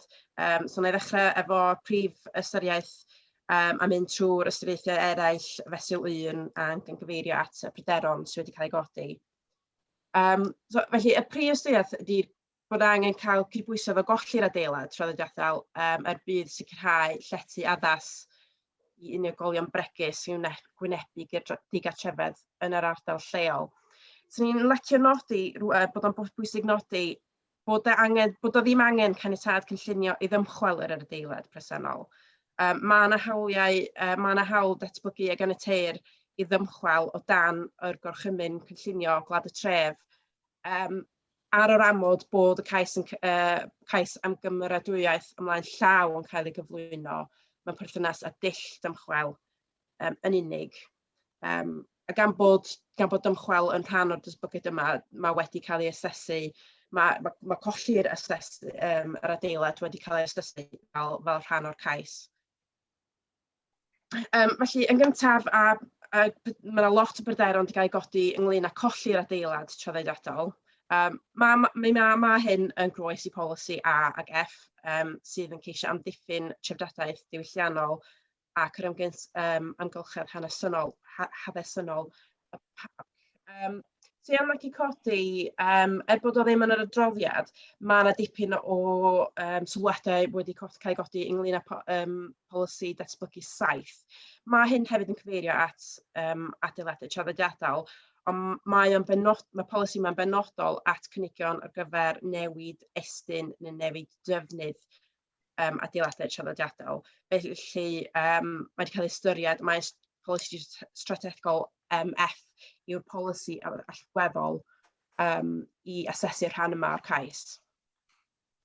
Ac bod yn anffodus colli'r adeilad, barn y swyddogion ydy ar y cyfan bod buddion darparu llety i fynd i'r adfel a digartref yn yr ardal yn gorbwyso colli'r adeilad a dylid gael ei ystyried fel ystyriaeth berthnasol yn dod i benderfyniad.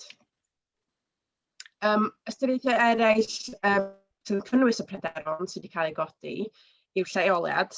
Mae dipyn o bryder bod y lleoliad hyn ddim yn addas oherwydd bod safle yn ardal preswyl. Ond dyn ni ar fan bod o fewn canolfan wasanaeth lleol ac felly mae'n agos at wasanaethau allweddol a cludiant cyhoeddus ac felly mae o'r lleoliad, mae'r lleoliad ei hun yn addas ar gyfer y math yma o ddatblygiad. Mae yna hefyd dipyn o bryderon wedi cael ei godi o ran effaith ar y gymuned lleol.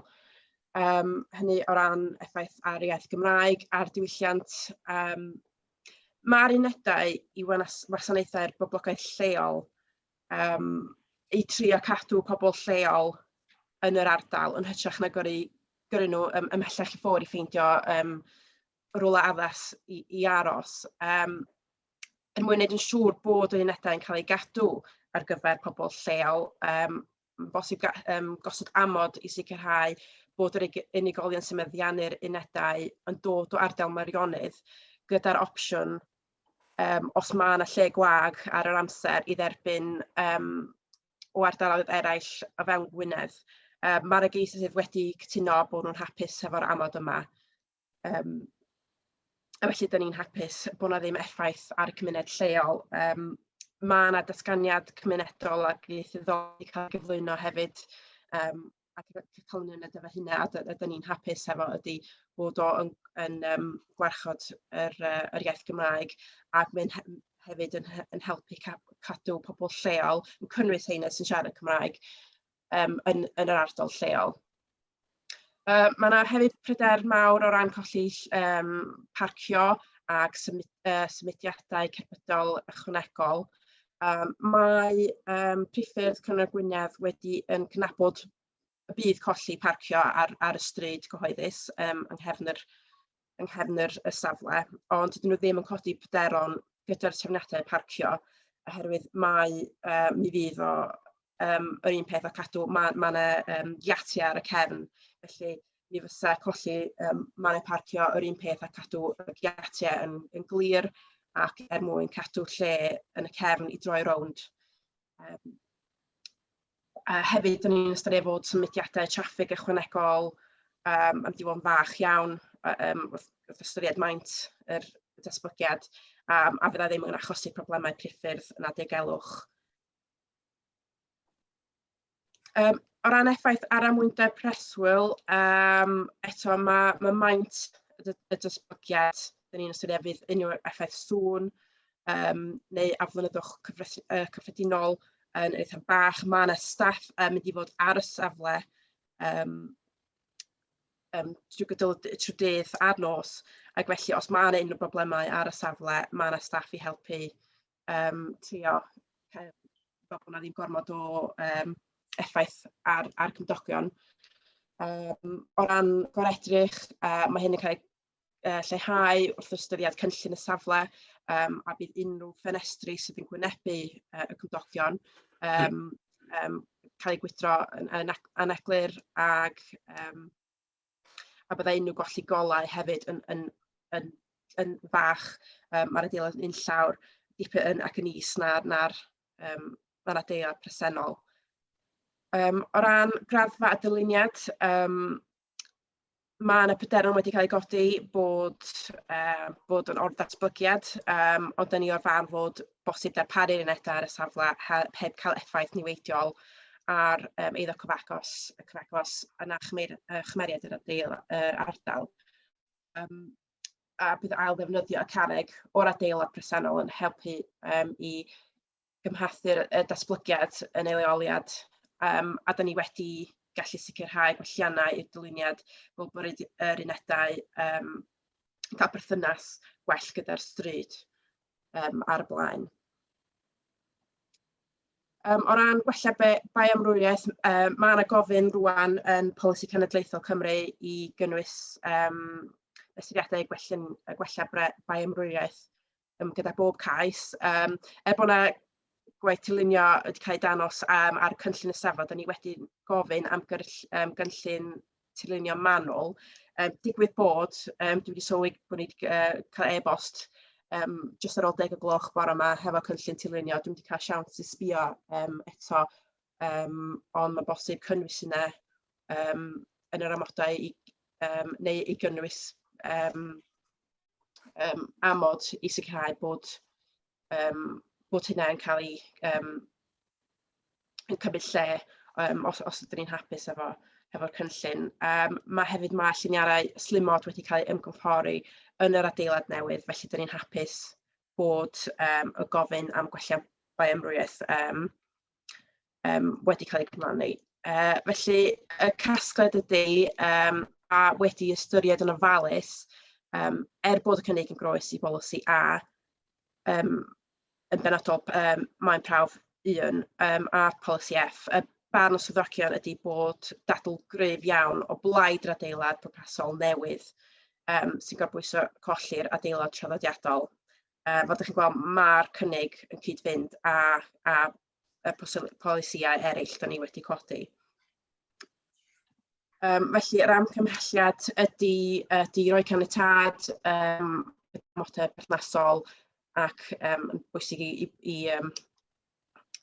bwyntio allan ydy'r amod dwytha yn cyfynnu'r defnydd i unigolion o ardal Meirionnydd neu os oes lle o fewn Gwynedd. Diolch. Iawn, diolch Iora. Mae yna ddau isio siarad. Y cyntaf di Mr Peter Ogden, gwrthwynebydd. Mae gennych chi 3 munud, Mr Ogden. Diolch yn fawr. Dwi'n meddwl bod y siaradwyr yn yr stafell aros ar hyn o bryd. Reit, oce. Dwi'n gadael o mewn o'n. Diolch.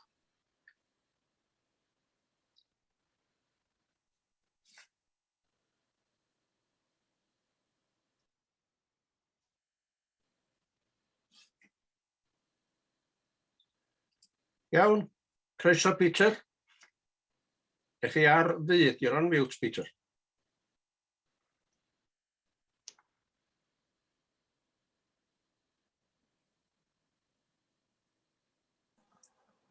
Peter, you're on mute. Okay.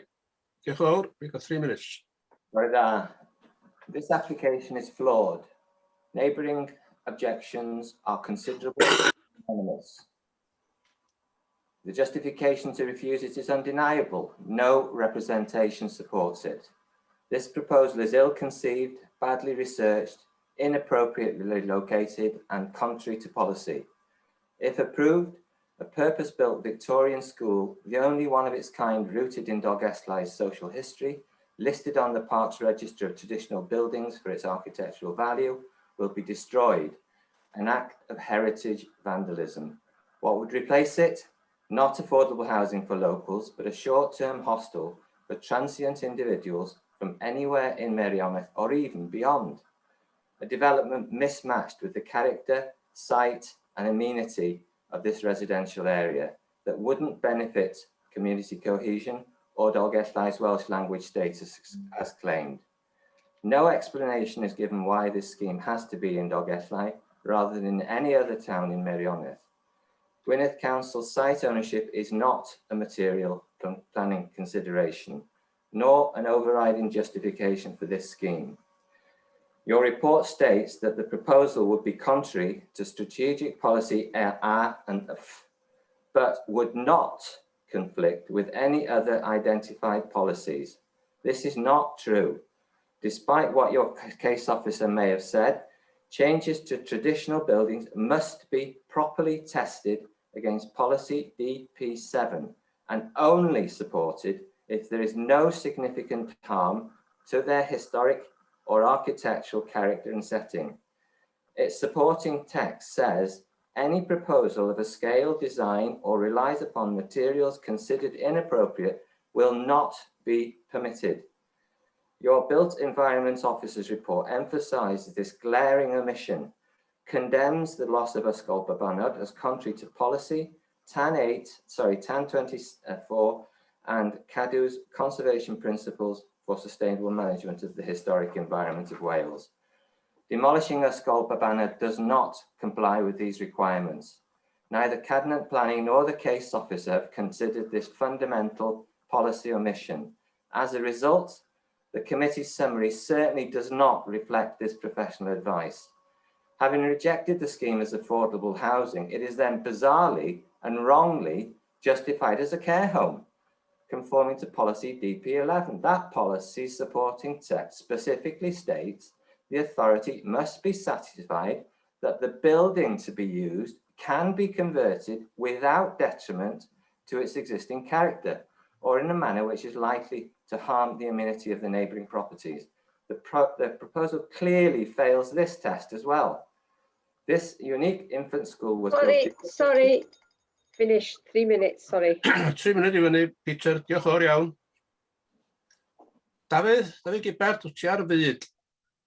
Neu 23 munud, Dafydd. Diolch yn fawr.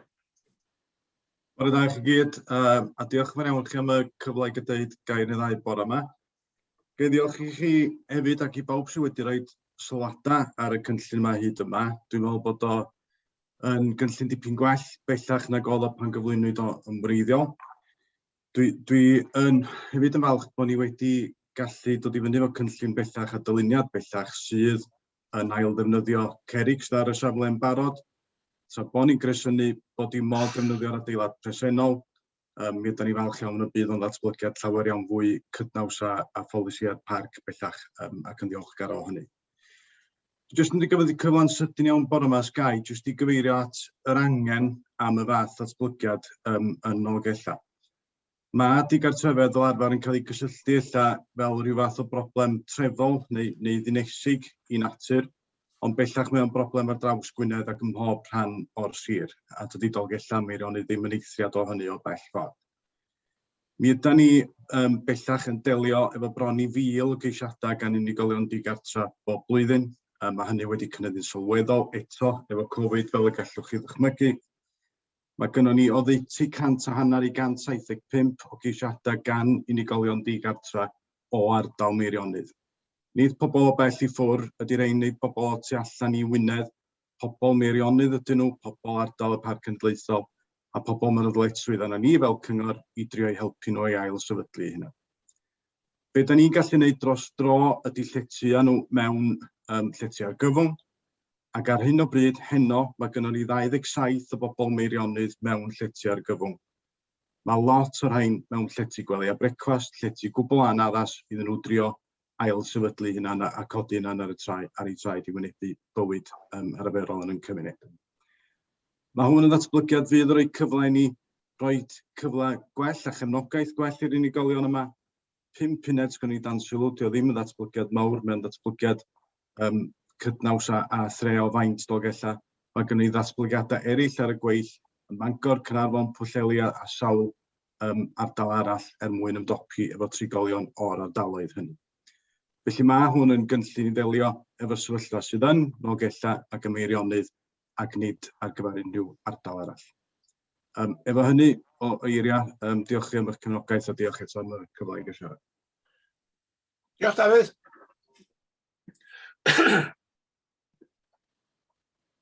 Iawn, dyna ni felly. Ga i ofyn cwestiwn, Jonathan? Tydi'r adeilad ddim wedi restru gan cadw nacdi? Na, dydy o ddim yn adeilad rhestredig. Mae o yn adeilad traddodiadol, felly ddim wedi restru gan cadw. Mae o'n fatha restr lleol da ni'n gadw fel awdurdod. A fedr Cyngor Gwynedd i chwalio fory os dyn nhw isio? Fysa rhaid nhw reid cais am prior approval i'r awdurdod, ond mae'r egwyddor o ddymchwel mae'r egwyddor o ddymchwel yn hynna. Ni yn cael delio efo'r manylion. Dwi'n gwybod mae Jane yn efo pi bach mwy o arbenigedd na fi. Was Jane os eisiau dy fewn ar yr ochr dymchwel? Yes, Mr. Chairman. Yes, Mr. Chairman, in terms of the prior approval, basically it comes down just to the method of the demolition and also I think the restoration of the ground, that you basically determination would be required of whether prior approval is required for those elements, and that's all that we could look at in that instance. So it would just be basically in terms of the method of demolition and restoration, and that we would not be able to sort of look at the wider aspect in terms of policies and so forth. Iawn, diolch yn iawn, Jane. Oce, o'n i ymlaen. Sylwyd y cynnig. John, ti sy'n dylawd i fyny gyntaf. Ti ar y fyd, John? Dwi'n gwrthod ar argymhelliad ac am y rheswm tan 24.24 os byddai penderfyniad i gymeradwyo'r cais yma, byddai'n gosod cynsail amrysiadwy a na fyddai'n amosib amddiffyn asledau hanesyddol o fewn y Parc Cenedlaethol ac ei dymchwel, gan datblygwyr yn y dyfodol. Wrth ystyried hyn, bod y groes sydd o bwrpasau Parc Cenedlaethol Eryri, sef gwarchod y treftadaeth hanesyddol a'r amgylchedd adeiledig. Iawn, diolch John. Dwi'n gofyn cwestiwn, ydy swyddogion yn siarad efo'i gilydd? Mae hwnna ddau ban gwahanol gen ddau swyddog. Ydy swyddogion yn siarad efo'i gilydd neu dydyn nhw ddim yn siarad efo'i gilydd?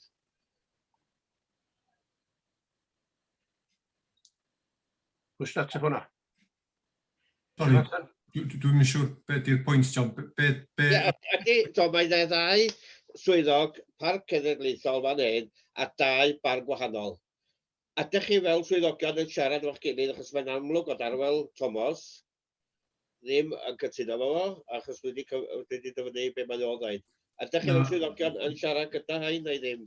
Just ar y pwynt yna, mae Arwel wedi cael ei ymgynghori efo Arwel ar y cais yma, fel da ni'n ymgynghori efo yr archeolegydd, efo'r ecolegydd, felly ddim swyddog achos ydi o. Felly rôl y swyddog achos sef Iona yn y cais yma ydy ystyried yr holl sylwadau, so sylwadau gan sefydliadau allanol a gan swyddogion mewnol sydd yn cynnwys Arwel fel yr swyddog cadwraeth ac swyddog mewnol eraill fel ecolegwyr, archeolegwyr ac yn y blaen. Reit aml mae yna wahaniaeth barn.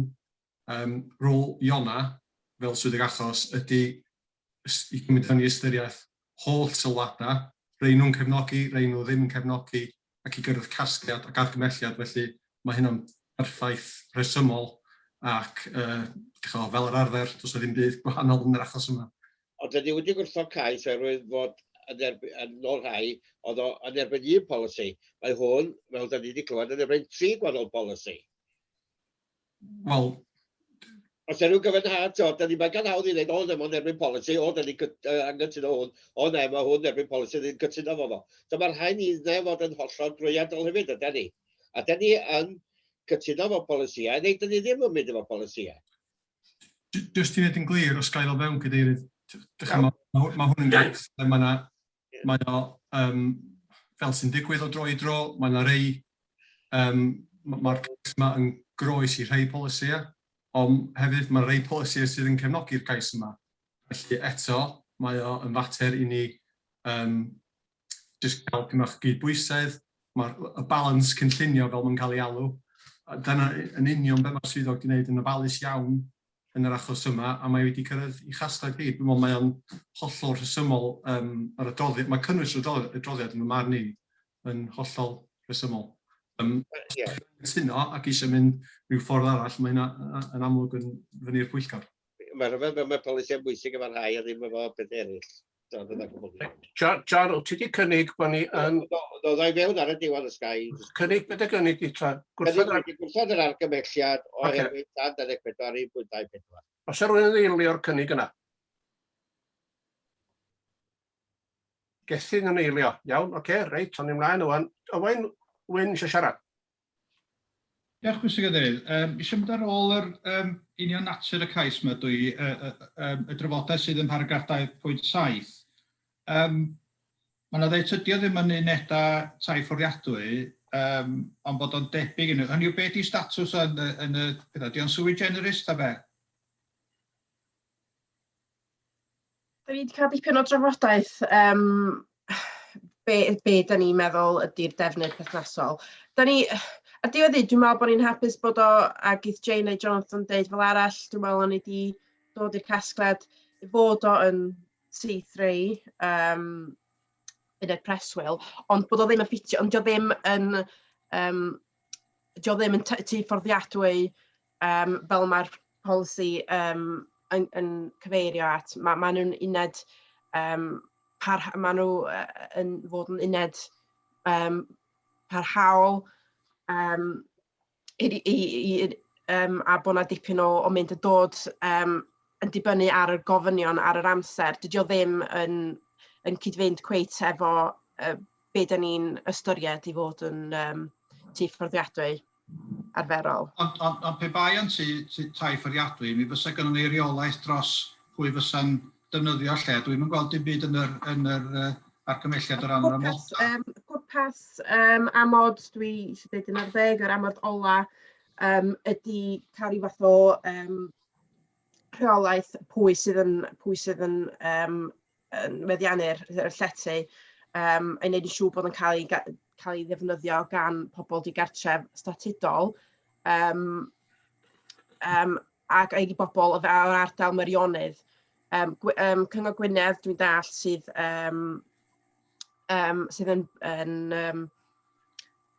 yn beth bydd yn gael, nhw fydd yn pasio pobl ymlaen ac nhw fydd hefo rheolaeth pwy sydd yn aros yn yr unedau yma. Ond pwrpas amod 11 ydy cael rhyw fath o rheolaeth pwy sydd yn aros yna, fel bod nhw yn pobl lleol mewn wir angen. Ond ga i ofyn felly, pam bod ni'n mynd lawr y llwybr o roed amod yn hytrach na cytundeb 106 ar hwn? Achos mae yna agweddau eraill dwi'n teimlo fyswn ni'n gallu cyfiawnhau cael cytundeb adrodd 106 yn hytrach na amod. Da ni wedi trafod eto be oedd y ffordd gorau os oedd yn amod neu cytundeb 106. Teimlad ni oedd bod yr amod yma yn ddigonol i sicrhau yn union pwy fydd yn aros yn yr unedau a bod y cytundeb 106 bod na ddim angen cryf, bod ni'n hapus bod yr amod yma yn ddigonol. Be sydd gen i dan sylw ydy oherwydd sefyllfa ieithyddol Dolgella sydd ddim yn ymysg cryfa yn y sir. Dwi'n teimlo bod be mae'r ymgeisydd yn gynnig o ran lliniaru effaith ar y Gymraeg yn wan iawn ar hyn o bryd. A dwi'n meddwl bod na gyfeiriad yn paragraff 4.12 os dwi'n cofio'n iawn o ran y datganiad cynllunio ieithyddol, y bydd y cyngor yn darparu cefnogaeth i'r rhain, ond dwi'n meddwl mae yna le hefyd i ni fyny bod yna gefnogaeth o ran y Gymraeg, hynny yw i allu, mae yna gyfle yma i fwyafu cyfleoedd, a dwi'n gweld bod ni o dan yr amodau presennol yn cyfro hynny. Mae o math o beth fysa rhywun yn gallu wneud o dan cytundeb 106, ond dwi'n gwybod ydy o ddigon ynddo hi yn ei gyfiawnhau amod lle. Math o beth fysa y sgiliau bywyd maen nhw'n sôn am, wel, pe bai angen cryfhau gallu'r person yna i fod yn rhan o gymuned neu rhan o weithle, yna mae darparu sgiliau Cymraeg yn bwysig iawn i wneud hynny. Iawn, diolch yn fawr Owen. Brian? Thank you, Chairman. I have a number of points and questions. Again, it's a tricky one. I'm certainly not against the issue of meeting the requirement of homelessness, but in my previous understanding, I wasn't sure that the existence of homelessness in itself was a material planning consideration. I'd like some clarification on that point. And relating to the other discussion about affordable housing, which seems to have been answered, this isn't affordable housing, whereas our policies at the moment are designed with that very much in mind. And as also I understand in general terms that affordable housing is a material consideration. In addition, we have this list of traditional buildings, and I'd like some clarification on what the purpose of drawing up that list was, if as authority we can overturn the maybe a local designation of the importance of the building. It tends to bring into question what the purpose of the list is in the first place, if it is there to support our overriding priorities, which we are set up under in relation to the first priority, which is the preservation of landscape, and which includes the cultural heritage aspect of that. So I've got real concerns that if we were to approve the demolition of the building in this way, we would be going directly against why we were set up and why the list may have been put in place in the first place. And my final point is that there's been no evidence presented in the report that any other consideration has been given to the use of this building, which apparently has been empty, as we were informed this morning, for 10 years. So the only other use has been a different form of residential use. And looking at it prima facie as we come to it with this case in front of us, to my mind, it's a suitable sort of building for other uses, more business-oriented uses such as office-type accommodation for small offices or secretarial services and those sorts of uses, which are not industrial, but they are business and could be fitted into a building like that, quite readily. So I am very concerned at the direction that the report goes, and as it stands at the moment, I would be going against the recommendation as presented. Iawn, diolch Brian. Edgar? Dwi'n ddim, fel o Brian yn dweud rwan, mae gen nhw hawl beth bynnag i dynnu lawr. So, dydy hynna yn dod i fewn o. Dydy cadw i'm di wneud un byd efo fo. Da ni wedi gwario fel parc filodd ar dreftodaeth yn Dolgellau. Dwi wedi darllen y llythyrau o Peter Ogden dyn nhw yn siarad rwan. Oedd a lot o not in my back garden yn hwnnw. Ac dwi'n meddwl bod mae'r pethau yma, mae yna yn Gaernarfon wedi cael ei wneud. Mae'n bwysig bod nhw'n agos i dre, cos y pobl fydd yn aros yn y llefydd yma dros dro, bydda nhw ddim efo ceir a felly. Mae'n agos, mae'n iawn iddyn nhw gael fod yn agos i'r dref. A dyn, dwi o blaid y cynnig ac beth am i ni helpu pobl yn hynna. Da chi'n dweud bod bethau wedi newid mewn un o'r ceisiadau cynt. Mae wbeth da'n eisiau newid ydy tynnu pobl ar strydoedd a cael nhw'n ôl i fewn i gymdeithas ac i fyw yn eu hardal maen nhw yn dewis byw yno fo. Diolch yn fawr. Diolch Edgar. Tim? Mae Brian wedi dweud lot o beth bysau wedi dweud. Dwi'n meddwl mae yna problemau efo'r gais yma o ran polisia. Dwi'n gwybod os di hwn ydy'r safle, ond ddylse cael ei datblygu fel yna. Dwi'n deall bod yna angen y fath yma o adeilad yn Dolgellau neu'r ardal, ond dwi sicr ddim yn glir os di hwn yr achos, a dwi ddim ar hyn o bryd yn hapus bod y gais yn un ddylse ni'n mynd ymlaen. Diolch yn fawr. Diolch Tim. Elfed? Iawn, diolch yn sgedeirydd. Fel dwi hen ysgol a mynd ei ffen iddi, sa'n ni gyd yn eich ar hwn yn ôl, ta'n na 3 bwthyn i hen bobl neu fo mewn oed neu'n abal yn byw yn nhw, sa'n ni sbiodd ar hwn ar ongl hollol. So bad yna, dwi'n gwneud fi feddwl bach lle ni defnyddio reiddiol o'na, creu 3 bwthyn newydd rhywun mewn oed.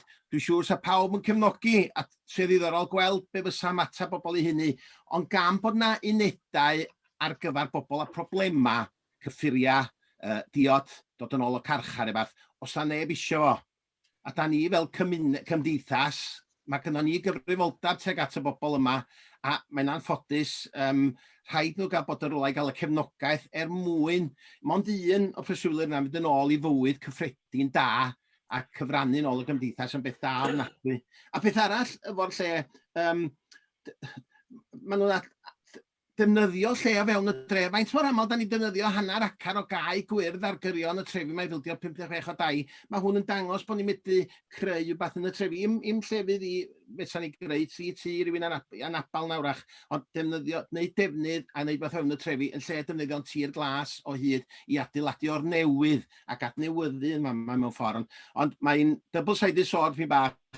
Dwi'n gwrthynebod o gwybod i'r cais, a mae'n bwysig i ni gefnogi bobl a problemau yn cymunedau. A dwi'n gweld ni'n defnyddio yr hen adeilad, y cerrig o'r hen adeilad i greu adeilad igon rhesymol. Ond swn i'n licio meddwl be fysa'r ymateb, sy'n gais i mewn am 3 fythynod na mwy na lle i bobl efo problemau yn cymuned ni. A mae'n bwysig i ni gefnogi nhw fyd. Iawn, diolch Alfred. Alwyn? Diolch yn fawr, Mr. Cadeirydd. Dwi'n barcio'r pwysigrwydd yr adeilad, dwi'n meddwl bod yna ddigon o drafodaeth wedi bod ynglyn â hynny. Beth sy'n poeni fi ydy, mor anelwig ydy'r cais o ran defnyddwyr posib yr adeilad yr un newydd fod. Unig beth ni'n wybod am y preswylwyr ydy bod nhw'n sengl, fod nhw, oherwydd bod yna aelod o staff y cyngor yn di fod yna am 4 awr ar 20 y dydd, bod yna elfennau o bobl bregus yna. Sgwyn ddim syniad mae'n di oedran y bobl fydd yna. O dyna chi tir pen. Nid yr un di gyfynion rhywun foed i a rhywun sydd yn 19 oed. Ac wyddoch chi, dwi'n meddwl bod yna lawer iawn o gwestiynau i'w gofyn ar y lefel yna cyn i ni gymeradwyo'r cais a dweud y gwir. Dwi'n meddwl dyle rhywun eistedd lawr a penderfynu be'n union bydd diban yr adeilad. Mae yna sôn am cynnig i'r dirgartra Meirionnydd, ond wrth gwrs mae wedi cael ei ddeud hefyd, os na nhw'n ei lenwi, ni gwn ni o ardaloedd eraill yng Ngwynedd. Oedden ni'n gwybod o brofiad be mae hynny'n olygu. Ac yn hynny o beth, dwi'n meddwl y dyla ni bwyllo fan hyn a gofyn am llawer mwy nid amodau dyd y gwir pan gawn ni restr siopa Cyngor Gwynedd o beth i gwir ddefnydd yr adeilad mae'n mynd i fod. Mi fydda fo'n atab pryderon pobl leol. Fydda nhw'n gwybod yn iawn pwy fydd yn byw yna. Ac yn hynny o beth, Mr Cadeirydd, dwi'n teimlo, fel dwi'n dweud, dyla ni bwyllo fan hyn a gofyn am fwy o fanylion at bod ni'n troi'r manylion na yn amodau ar ddiwedd y dydd. Diolch yn fawr iawn i chi. Diolch Alwyn. Judith. Diolch. Ie, cytuno efo sylwadau eraill, mae'n gynllun pwysig iawn o ran cynorthwyo pobl bregus leol. A mae'r mater trist yma ar gynnydd, dwi wedi gweld hynna yn fama yn lleol lle. Mi grybwyllwyd bod yna addasu wedi digwydd ar y cais. A jyst i ategu hynny, dwi'n credu bod o'n bwysig bod y neges ynglyn â'r wedrigarog yma yn cael ei gyflwyno'n glir iawn i'r bobl leol. Ac os di hynny'n golygu mwy o wybodaeth, boed hynny felly lle. So ie, dwi'n cefnogi. Diolch. Iawn, diolch. Ifor? Ie, dwi o'r un barn Alwyn. Sy'n hoffi'n gan bach mwy o wybodaeth i lle mae'r cwsmeriad y trigolion newydd yn mynd i ddod o. Reit, mae'n ddau di eisiau pryder ynglyn â hynna. Alwyn, ti eisiau ei cynnig? Bod ni'n gohirio? Wel, mae'r cynnig wedi cael ei wneud bod yr cynnig yna wedi cael ei eilio. Sef gwrthod. Dwi'n os am briodol i ddelio efo cynnig arall. Mae rhaid ni fynd i bleidlais ar y cynnig yna yn gyntaf. John? Bosib wedyn os ydyn ni'n gallu cael cynnig pellach wedyn. Gai di gychwyn nhw ddim yn gwrthwynebu gwneud safle i bobl digartref a bregus, ond nid yma ydy'r safle iawn yn Dolgellau. Ac felly dwi'n gwrthwynebu'r cais oherwydd, fel ylwch chi, gofynion tan 24.1.24. Ie, oce, John, iawn, dyn ni'n glir felly. Mae o'n anodd. Un polisi dweud, cadw nhw adeilad traddodiadol, llall yn dweud, mi gewch chi chwalu. Dyna lle mae'n dod. Beth arall diolch, dyn ni yn y ddau achos yna, cadw'r adeilad traddodiadol, neu dyn ni'n mynd ar ôl yr achos dangarol digartrefedd.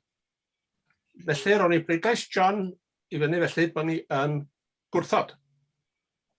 Pawb sydd o blaid, sydd wedi dweud cadw cyfri a troia. Dwi'n meddwl bod rhaid i fynd drwy bawb yn unigol. Dyna'r unig ffordd. Mae hon yn debygol o fod yn bleidlais agos os ydyn ni'n tybio. A felly, da ni eisiau sicrwydd bod ni'n cyfri pawb yn hollol gywir yma. Cynnig John ydy bod ni'n gwrthod ar argymelliad a bod ni yn cadw'r adeilad. Yn hollol glir. Reit, mi ai yn ôl i fan hyn, rwan. Y fi'n hyn, dwi yn erbyn y cynnig. Alwyn? Cynnig John, lle? Ia, cadw'r adeilad neu ddim. Dwi'n blaid cynnig John. Oce. Anwen? O blaid cynnig John. Judith? Yn erbyn. Edgar? Yn erbyn. Elfed? Yn erbyn. John? O blaid. Gethin? Blaid. Wyn? Erbyn. Ifor?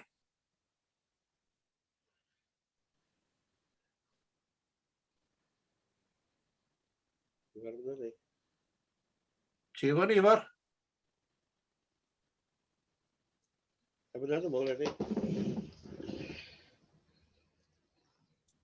Na, diolch wedi dweud bod o'n mynd yn eich bod wedi gosod yn ein de. Awn ni mlaen efo'r cyfrif o'n i'n ôl at Ifar, ia? Una'n iawn? Dwi'n gwybod pryd nathon ni golli fo. Dwi'n cymryd, oedd o'n siarad yn tan eitha diweddar at diwedd yr drafodaeth, felly bydd iawn, da ni wedi golli fo'n dilyn hynny os ni'n tybio. Ymlaen efo'r bleidlais felly. Ymlaen efo'r bleidlais? Ie. Iwan, ti ar fyd, Iwan? Ie, dwi wedi dweud mynd ymlaen efo'r bleidlais felly, sori. Iawn, diolch yn fawr. Wel, lle ydyn ni wan, Ifor Glyn. Brian? Thank you, Chair. Yeah, I'm in favour of the proposition to refuse. Diolch yn fawr. Sarah? O blaid. Tim? O blaid. Owen Wyn? Yn erbyn. Ni, diolch yn fawr. Ydy Ifor ni ôl?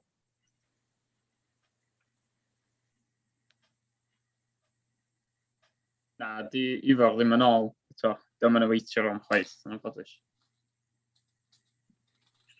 Dwi'n gwneud yr syniad,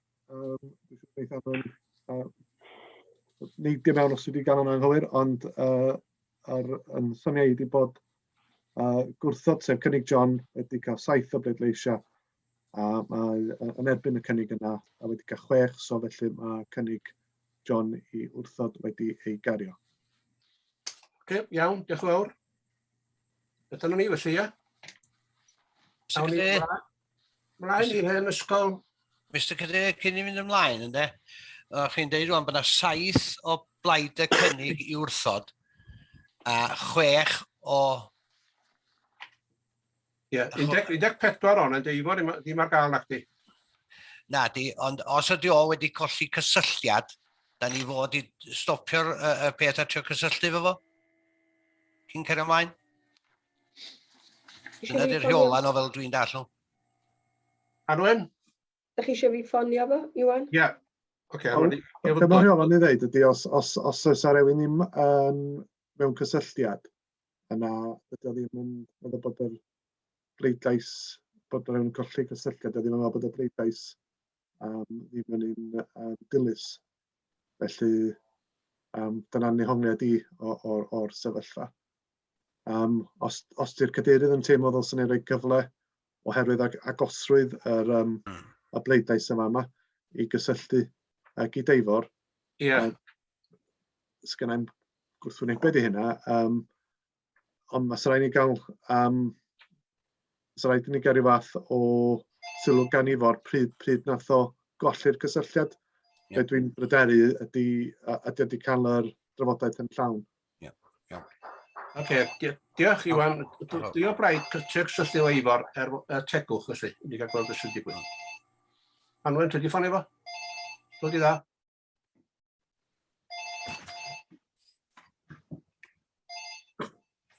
Mr Cadeirydd. Ia. Mae'n sgrin i'n dechrau mynd yn bonkers o fama, a mae gen i ofn colli cyswllt efo chi. A dyn, os dwi'n diflannu, mae yna broblem o'r sgrin o fama. Dwi'n mynd clywed nag yn gweld yn iawn, mae'n dechrau crynu bob man yn mynd yn bonkers. So os dwi'n colli chi, dwi'n ymddihiro.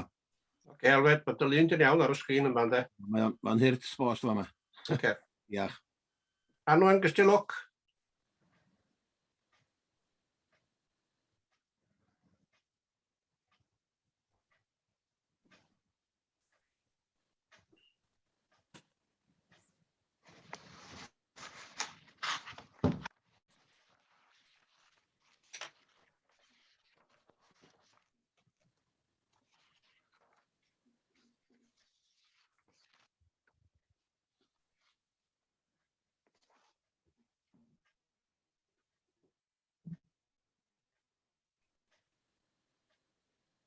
Ti ar fyd, Arwen? Mae'n mynd i voicemail. O, reit, oce. Nawn ni gael ymlaen felly, ia? Dwi'n meddwl bod yr amgylchiadau yna, mae'r bleidlais gan bawb bod yn bresennol wedi rhoi ac gwrthod yr cais sydd wedi cael ei dydd o 7 i 6. Hynny, diolch yn fawr iawn. Ymlaen felly i ddyrmu'r yr afon dydwy. Aled Lloyd. Diolch, Mr Cadeirydd.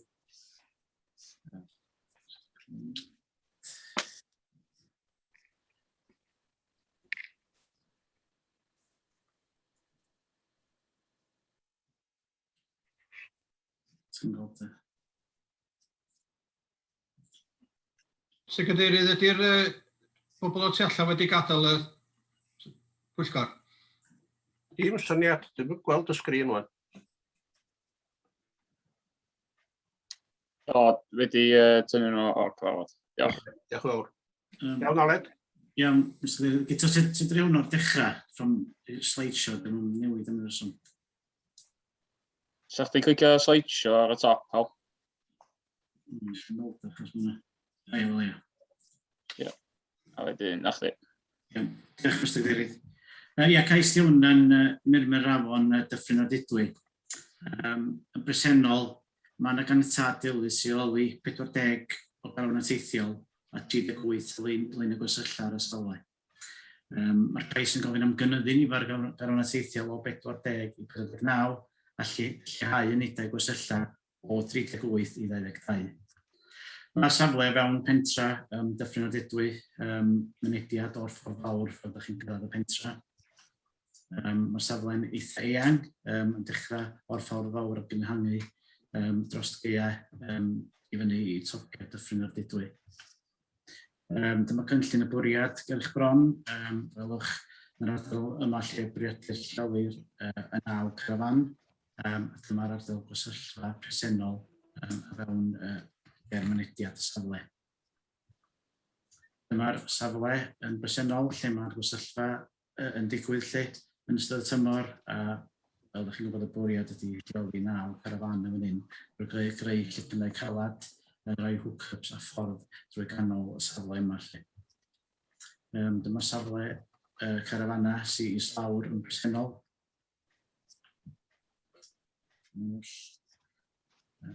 Yna fideo bach yn dangos rhaid trosolwg i chi o safle lle. Dwi'n mynd i sbio mewn i'r safle wan, so fydd y ffordd yma'n parhau drwy'r safle. A lle cynnau'n cael ei reid yr naill ochr yw'r ffordd yn y canol lle. Dwi'n dweud, mae'n edrych lawr ar y safle carafana bresennol.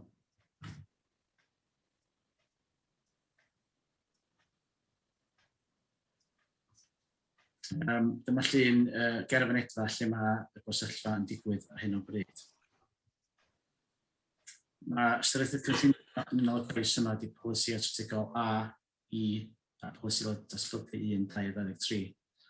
Yn berthnasol wedi polisi 23 sy'n datgan yn glir ni lle disoddi llun y gwersylla a lleihau lluniau diwalsallfa eraill.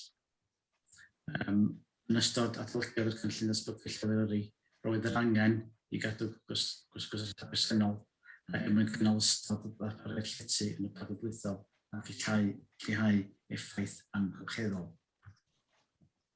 Mae polisi datblygu 2, datblygu tirwedd yn datgan beth sy'n ei wneud i'r mwyn diogelu'r tirwedd.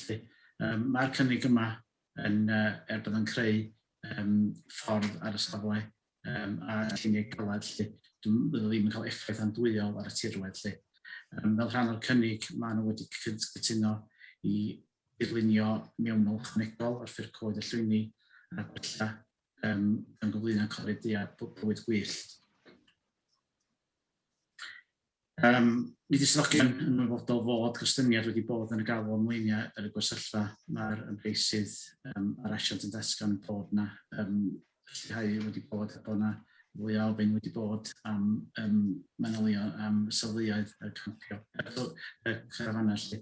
A fel ydych chi'n ymwybodol, mae campio gwyllt yn dweud fod yn broblem yn yr eraill enwedig dros y flynyddoedd dwytha, so felly mae lleihau nifer o lefydd i gael gwersylla yn yr oes i polisi.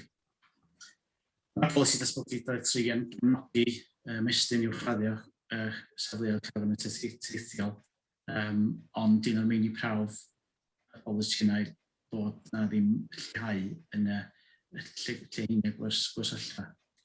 Fel dwi wedi dweud, chydig iawn o effaith fysa'r datblygiad yn cael ar y tirwedd.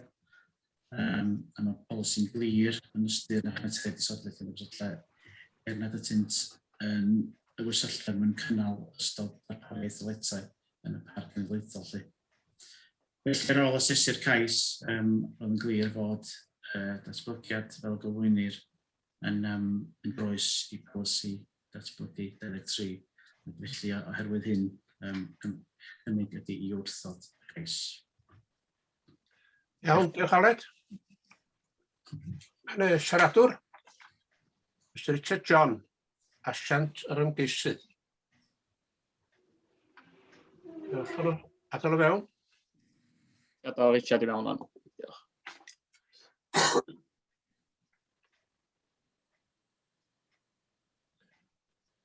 Croeso, Richard.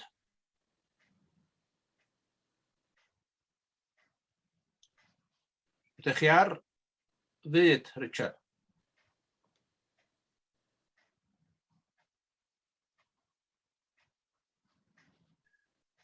You're on mute, Richard. Dyna ni, iawn. Mae'n iawn gynnau. Mae gennych chi 3 munud. 3 munud, reit.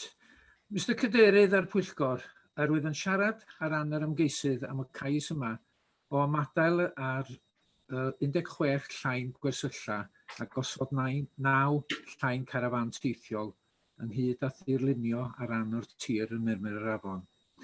Mae'r safle o fewn ffin Dyffryn a Dydwy gyda mynediad llydan clir i'r briffordd a mae'r safle wedi ei gosod gyda coed priodol a gwrych lleol i'r ardal. Ar y funud, mae cymysg o 40 llain carafan teithiol a 38 llain gwersylla a dros y 2 flynedd dwytha, mae'r gofyn am y llain gwersylla wedi disgyn, ond mae'r gofyn am llain carafanau teithiol wedi codi, hyd yn oed yn fwy ers y pandemig Covid-19, lle mae'r bobl yn medru cadw eu unedau hunain. Mae'n ac yn gymaint o potensial yn y misoedd nesaf i ddod i ardal y parc, lle bydd bobl am ddod ar ei gwyliau i'r ardal, a mae hyn yn dangos gyda faint o ymholi sydd wedi bod am lain carafanau teithiol. Os y bysa'r cais yn cael ei ganiatáu, fe fysa'i dal 22 llain gwersylla a 49 llain carafan teithiol. Fysa'r newid yn llesol i economi'r ardal, hefyd yn creu 2 swydd newydd ar y safle i redag y busnes ac i gario'r gwaith allan, a bysa'n prynu a defnyddio adnoddau lleol i wneud hyn. Wrth edrych ar ymatebion i'r cais, nid oedd dim gwrthwynebiad wedi ei dderbyn ar ôl hysbysu llythyrau cymdogaeth. Hefyd roedd Cyngor Cymuned Dyffryn a Thal y Bont yn cefnogi y cais gan fod yr aelodau o'r farn y bydd hyn o fydd i'r economi leol. Hefyd yn llai niweidiol i'r llain tir na phabell. Nid oedd gwrthwynebiad gan Gyfoeth Naturiol Cymru ar ôl tynnu nôl 2 lain gwersyll oedd yn mynd i gael ei ail-leoli ar yr ardal wersyll bresennol. Hefyd oedd yna ddim gwrthwynebiad gan Brifyrdd, dim gwrthwynebiad gan Trwydded Cyngor Gwynedd, dim gwrthwynebiad ynglyn â CERTS a dim gwrthwynebiad o'r adran ecolegol. Ynglyn â polisi 23, nid ydwyf yn credu ein bod yn mynd yn hollol groes iddo, oherwydd yr ydym am gadw ran helaeth o'r lleiniau gwersylla a gwneud y safle'n fwy dechonadwy fel busnes ac yn dod â mwy i economi'r ardal. Mae'r ymgeisydd yn trio gwella safon y datblygiad ym mhob ffordd ac rydym yn teimlo buasai'r newid yn fanteisiol i'r ardal. Diolch am y gwrandawiad. Iawn, diolch o'r iawn i chi. Diolch yn fawr. Iawn, sy'n rhywun am ddechrau drwy gynnig rhywbeth.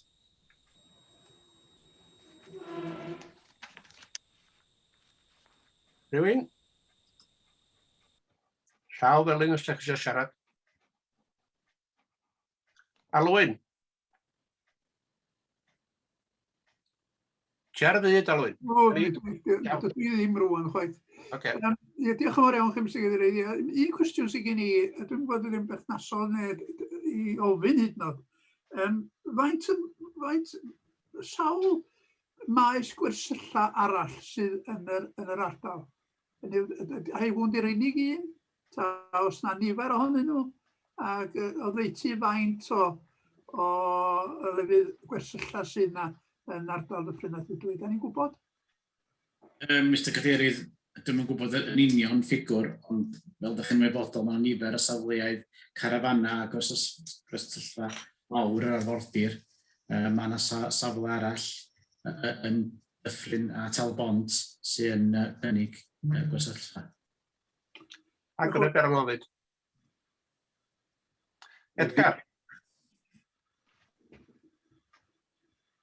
Tiar y fyd, Edgar? Sorry. Gofyn am gynnig nethoch chi, so dwi yn cynnig bod ni yn mynd efo'r gymhelliad ac yn gwrthod. Iawn, diolch. Os rhywun yn eilio'r cynnig? Tim yn eilio, oce? Rwy'n aros y siarad? Os nad oes, ro'n i hwn i fyny felly. Awn ni drwy'r un broses, ia. Neu gychwyn o fi'n hun. Mae yna...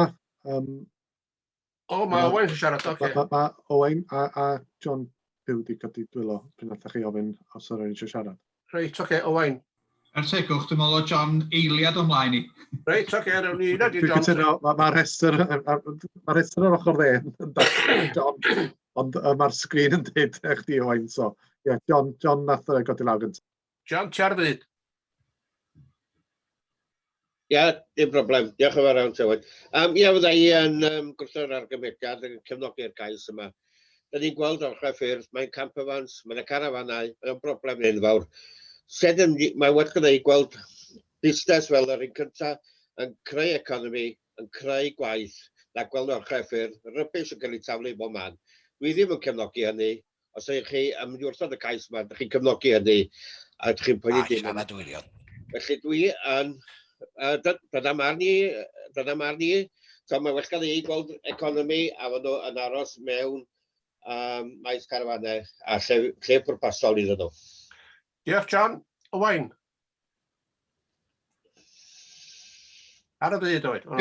Diolch, Mr Cadeirydd. Ia, dwi jyst yn edrych ar be di'r cyfiawnhad dros geiriad y polisi. Mae rhaid fi ddweud, dwi bach yn bryderus efo hwn o ran bod ni ar dir cadarn, oherwydd be mae dweud sail yr polisi ydy bod mae eisiau cynnal ystod o ddarpariaeth llety ac i leihau effaith amgylcheddol, a dwi ddim wedi cael yn argyhoeddi ar hyn o bryd bod y math yma newid i'r safle dan sylw yn cael yr effeithiau hynny. Dwi'n ni'n mellad di swyddogion ella di roi fwy o ystyriaeth i hyn ac swn i'n ddiolchgar â glwad. Iawn, dyna ni yr ateb. Mr Cadeirydd, mae'r polisi wedi bwysiadu lle. Ac yn paragraff 6.42 o'r cynllun mae o'n datgan ni fydd disodli lleiniau gwersylla gyda lleiniau teithiol neu lleiniau sefydlog yn cael eu caniatáu mwyn cynnal ystod o ddarpariaeth llety o fewn parc cenedlaethol ac i leihau'r effaith amgylcheddol. So dyna di'r geirfa yn y polisi, so ni jyst yn chdi hwn ymlaen i chi pan oedd roes y polisi. Diolch yn fawr. Elfed, wyt gethin? Dwi'n cytuno fod John, mae eisiau gwneud lle i'r mobile caravans yma ac i'r caravanets yma ddod ar y ffordd o hyd. Swn i'n gwybod i Aled, mae'n cyn gymaint o meisydd carafana, mae'n fel y carafana teithiol di o hyd. Mae'n cyn gymaint o'r seasonal lets yma wan. O'n i'n gweld yn y llun yna, y carafan fawr yn fanna, a tarpwli drosti, chadw uno am gyfnod hir. Mae hynny'n stopio yr caravaners ar y mobile homes sy'n eisiau dod am gyfnod byr. Cael llefydd, os gael beth arweiniad ar hynny, be ydy'r syniad o seasonal pitches yma, a mae hynny'n snadu fwy o garafana sy'n dŵad am wyliau am bythefnos dair wsos dod yma, gael lle aros? Ydy hwnna'n dod i mewn i'r cwestiwn o gwbl? Aled, dwi'n gwybod. Mr Cyrru, fel dwi'n deall, lle mae'r nifer o safleoedd mewn yn gadw carafanau o dyna, ond ddod yna dechrau mis Mawrth a gadael nhw tan mis Hydref, lle. So dyna beth maen nhw'n galw'n seasonal pitches. Ond mae yna rei safleoedd hefyd yn caniatáu canran o seasonal pitches. A beth mae'r gweddill ar gyfer sy'n bobl sy'n dŵad i am wythnos neu ryw dredi yn ystod y tymor. Ond mae hynny wedi newid yn, dwi'n meddwl, ym mhob ardal y ffaith bod y seasonal pitches yma mwy amlwg wan. Mae bobl yn dŵad ag aros yn am gyfnodau hir. So mae hynny'n creu mwy o broblemau i rywun aros dros dro yr caet. Mae'n lleihau yn safleoedd sy'r gael yn di dros dro yn di. I bobl sy'n aros yn yr carpacs fel mae John yn dweud? Ia. Mae yna safleoedd yn caniatáu. Mae'n mynd i'r afon i'r peth mae'n caniatáu i rei ddod yna chi heb bod nhw'n seasonal pitches. Ie. Ond eto mae eisiau lle i bobl sy'n pebyll i fyd oes. Mae'n anodd iawn. I mewn y sôn am gwarein y parcio mae John wedi ar ochr y ffyrdd, ydyn maen nhw. Ond hyd yn oed chi fil o fesu carafanau, digon o le i'r rhain, a maen nhw digon o le yn barod. Dyn nhw'n eisiau talu. Mae gen i ffrind sydd yn mynd yr rheolaidd i Bermo, a mae'n costio hyd at 35 pint y noson. Dyn nhw ddim am dalu de, tra bod nhw'n cael parcio am ddim ar ochr ffordd. Sy'n newid yr rheolaidd sy'n sio. Reit, Gethin. Diolch, Cadeirydd. Ia, mae hwnna'n un anodd. Chydig o milltiroedd lawr y ffordd ydy'r maes gwersylla mwyaf yn Ewrop. So, bys ni personol wedi bod licio mwy o gwaith cael i weld beth di'r ystod darpariaeth. Mi cymryd fewn i ystyried faint o safleoedd gwersylla sydd lawr yn Mochras. Ac os bysa rhyw cynnig fel hyn, rhyw cais fel hyn yn wella'r sefyllfa. Ac so dwi'n atal ar hyn o bryd. Diolch Gethin. Wyn. Diolch Cadeirydd. Dwi'n gefnogol i'r argymhelliad yr swyddogion. Ond pwynt mwy cyffredinol, hynny ydy, mae'r sefyllfa llynedd am wnaeth tebyg eleni wedi bod yn eithriadol. A dwi'n meddwl bod yna le ni edrych ar yn polisïau ni. Dwi hefyd yn cydweld hefo'r cadeirydd o ran mae'r bobl ar y cyfan sydd yn parcio ar ffordd, fysa nhw ddim yn gwario 20-30 pint y noson ar gyfer llety ychydig bach mwy moethus. So dwi'n meddwl bod ni angen edrych ar yn polisïau. Ond dim heddiw ydy'r amser i wneud hynna, dwi'n meddwl rhaid i ni edrych ar y cais yma ar ei gryfderau ei hun neu wendida.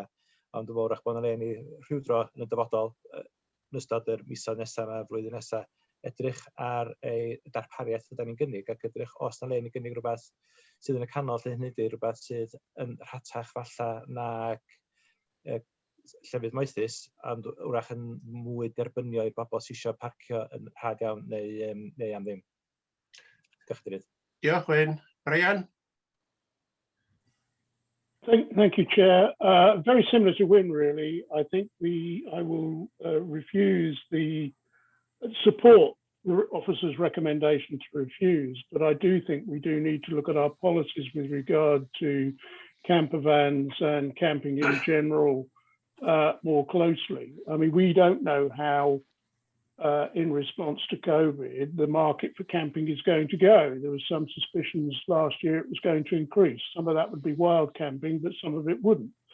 So there's a whole complex there to do with tourism, and we need to link those policies of camper vans and wild camping issues into the sustainable tourism approach that we are developing. So as it stands, I would support the officer's recommendation to refuse.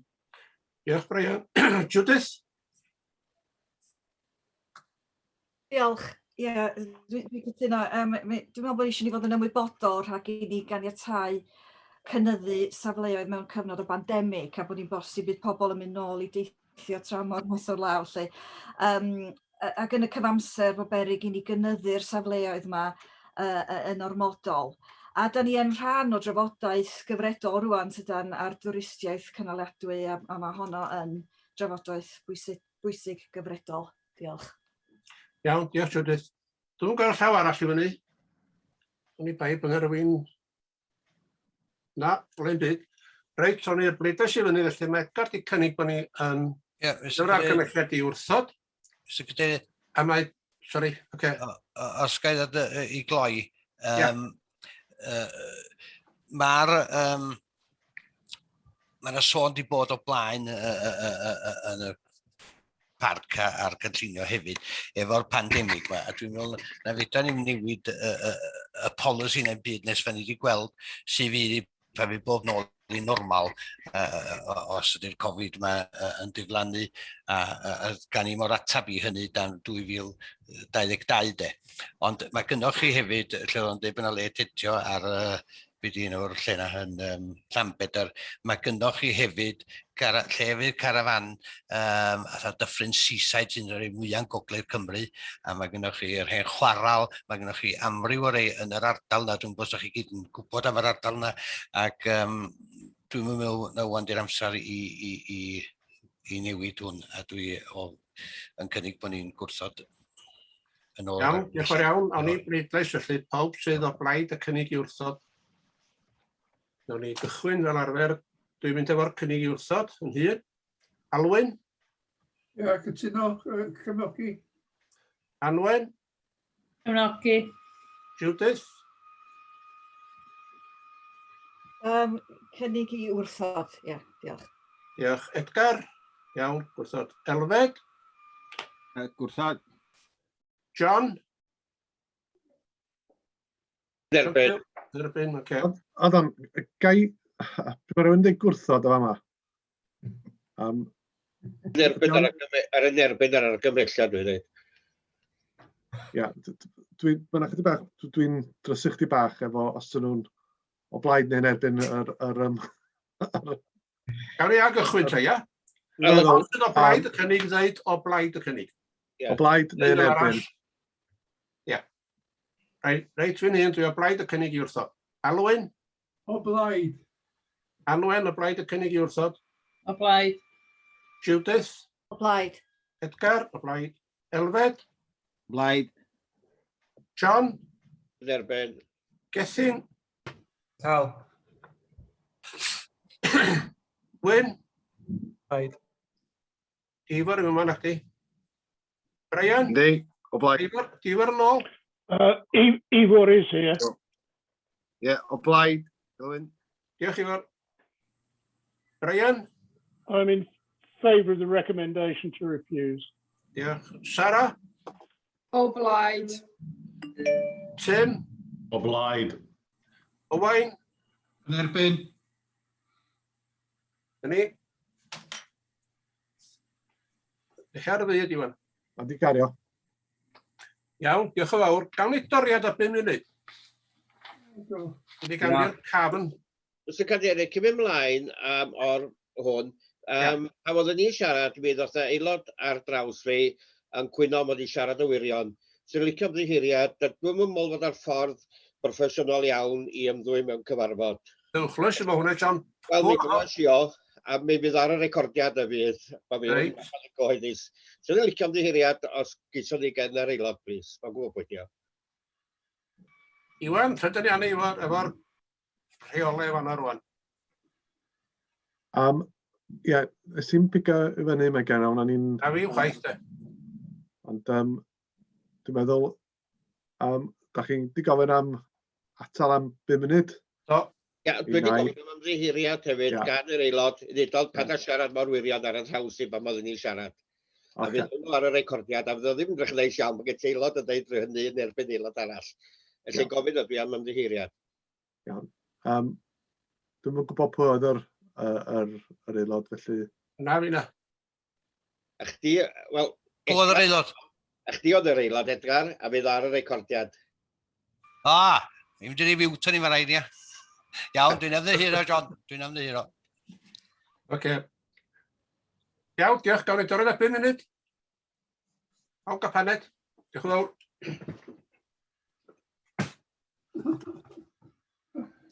Na ni te nawn ni ail gychwyn ar eitem rhif 6.4, prosiect diogelwch llyn tegid y bala.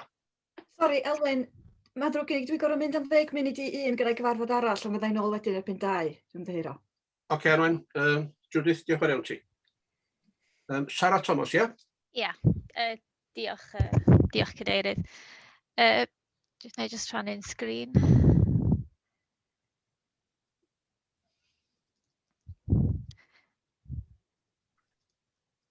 So, cais, adroddiad rhagarweiniol ydy hwn ar gais gan Cyfoeth Naturiol Cymru am waith i arglawdd Llyn Tegid a'r Afon Dyrdwy.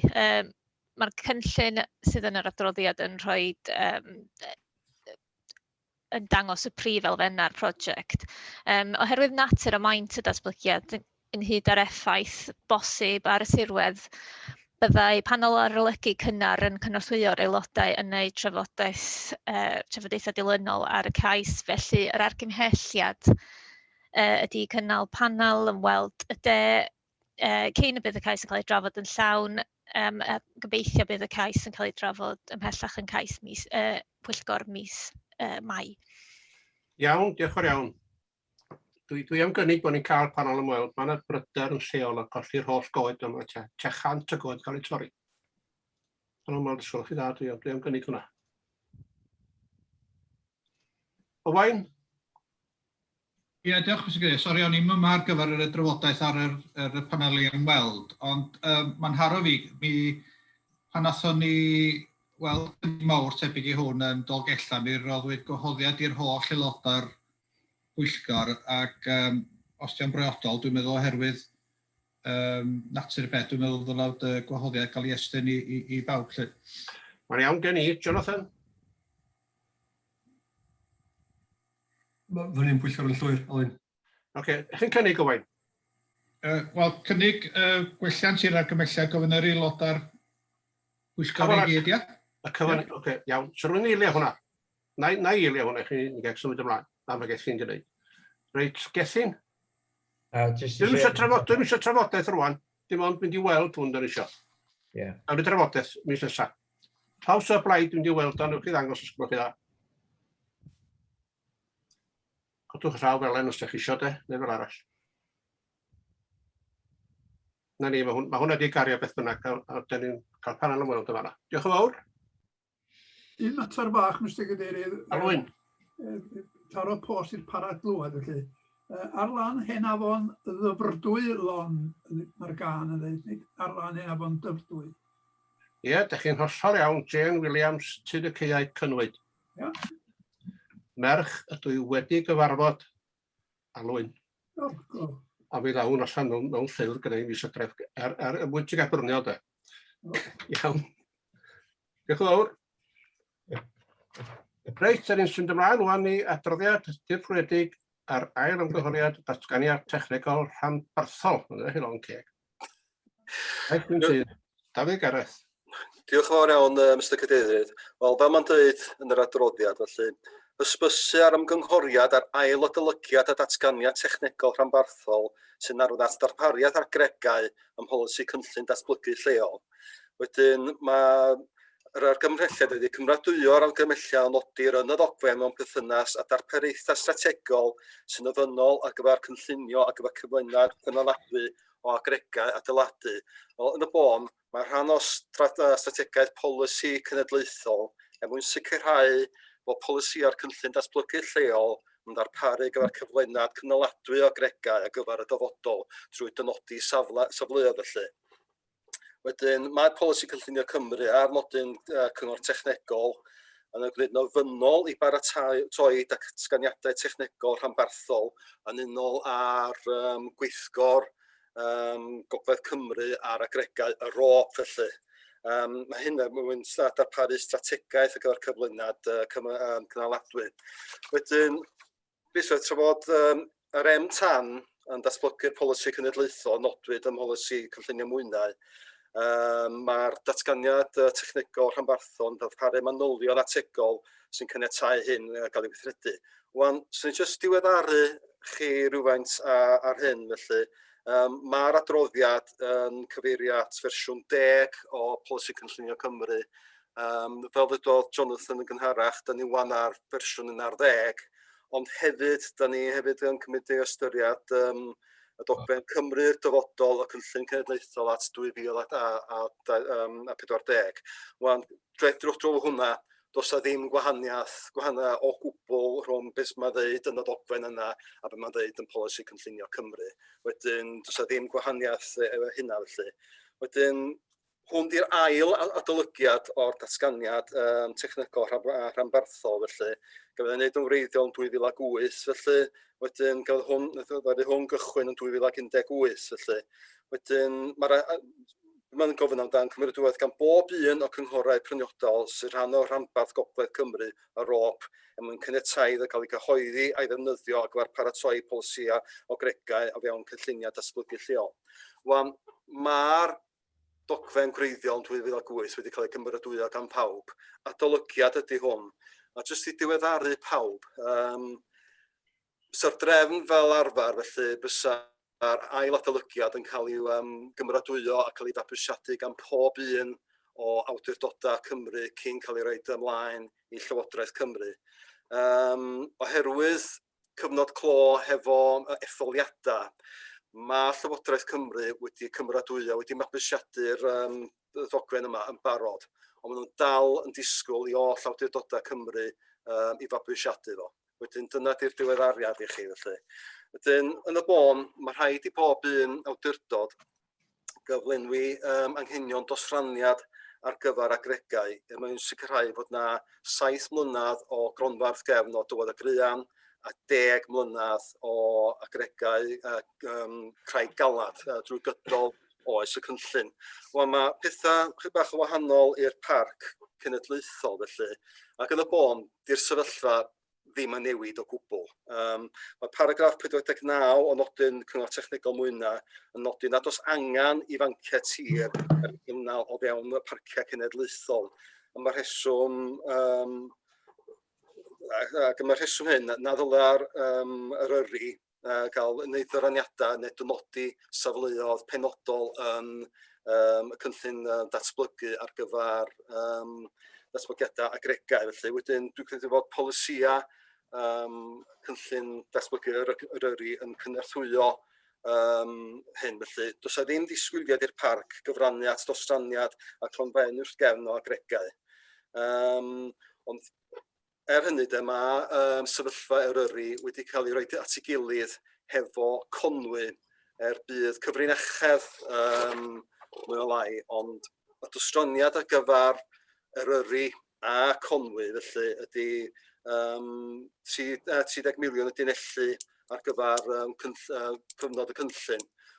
Gan fod na 62 miliwn o dinellu barod yn bodloni yn Conwy, does na ddim angen dyraniadau neu dosraniad ar naill awdurdod felly.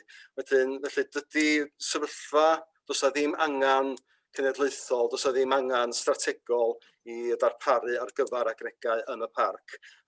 Yn y bon, dyna di be mae'r adroddiad yn dweud. Does na ddim newid. Mi fydd Conwy, Gwynedd a'r Ynys Môn yn darparu ar gyfer creu galad a llechi, ac hefyd bydd Gwynedd yn darparu ar gyfer cyflwyniad tywod y Gruan. Does na ddim anghenion dosraniad a dyraniadau ar gyfer agregau ar y parc.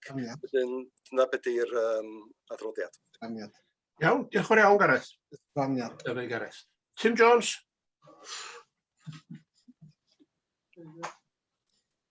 Tim, eisiau siarad? Ti ar y myd, Tim. Fysa'r botwm myd. Sorry, oedd yr hen llaw. Iawn. No. Wyn Jones.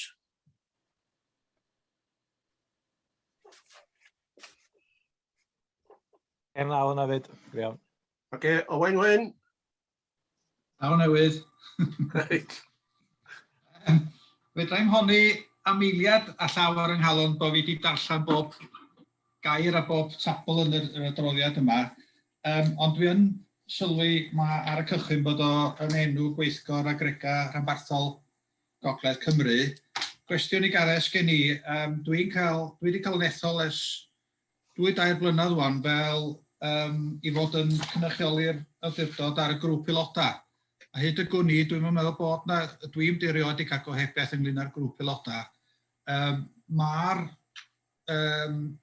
awdurdod yn rhoi hawl dirprwyol i'r person sydd yn cynrychioli ar y grŵp aelodau i wneud penderfyniadau, ond hyd y gwni, cwestiwn ydy, ydy'r grŵp aelodau yma'n bodoli ac os ydy o, pa bryd nath y gwerod dwytha? Di'r grŵp aelodau ddim wedi cyfarfod ers yr adolygiad cynt, felly. Dwi'n meddwl na'r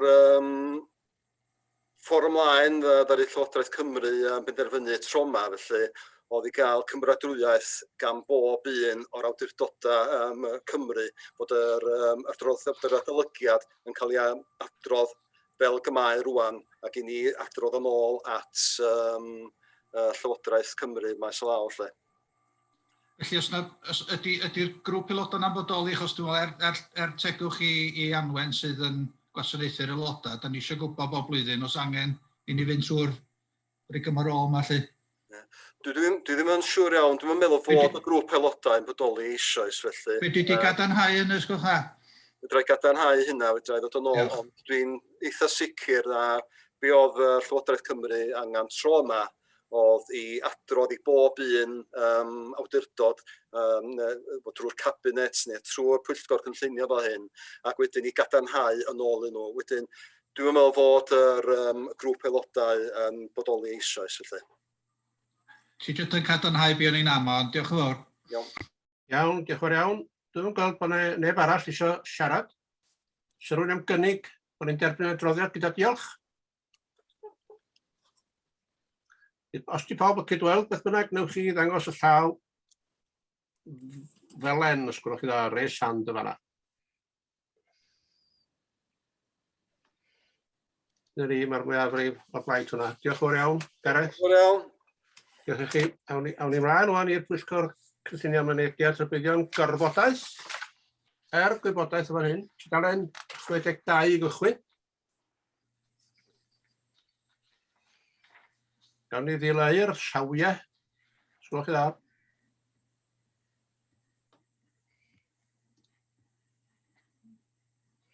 Na ni, diolch.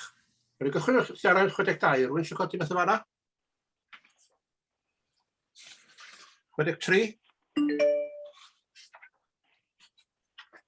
64. 65. 66.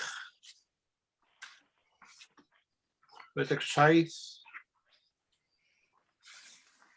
68. Yes, Chair, please.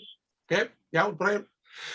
Item 26, which is the third one on page 68.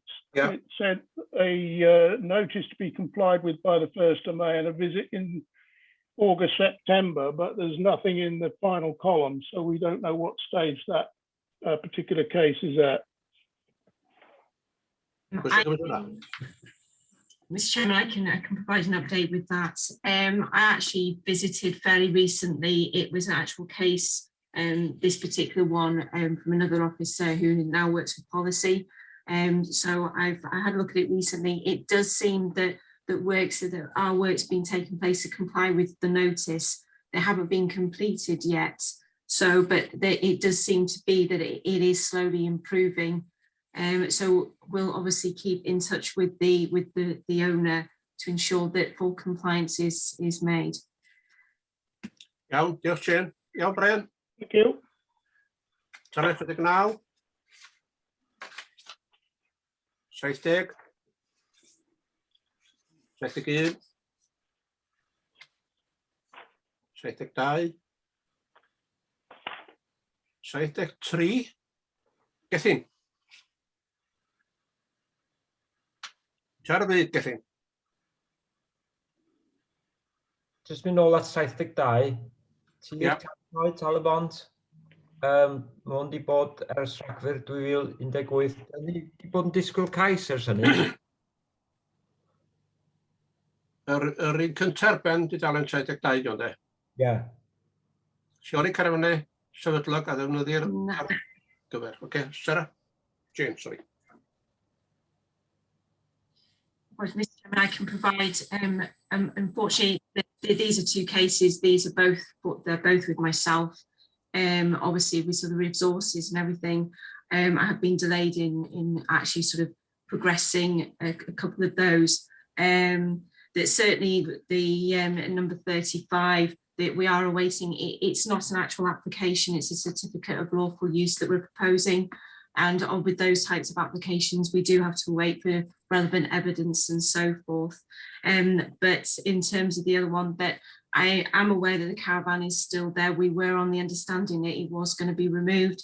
It hasn't been, so I will get those progressed as soon as possible. I apologise. Iawn, diolch yn fawr, Jen. Dyle 73? Ie, eto, sori. Gethin, oce. Tir mewn Hengwt.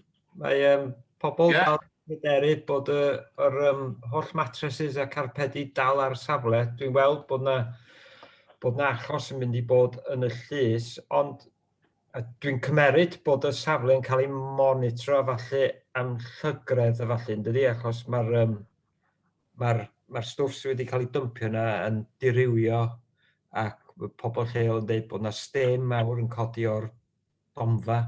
Dyna di'r gair gywir o'r safle ar ôl cael cyfnodau glaw a wedyn da ni cael cyfnodau reit gynnes wan. So, lle da ni'n sefyll fan wan. Jane?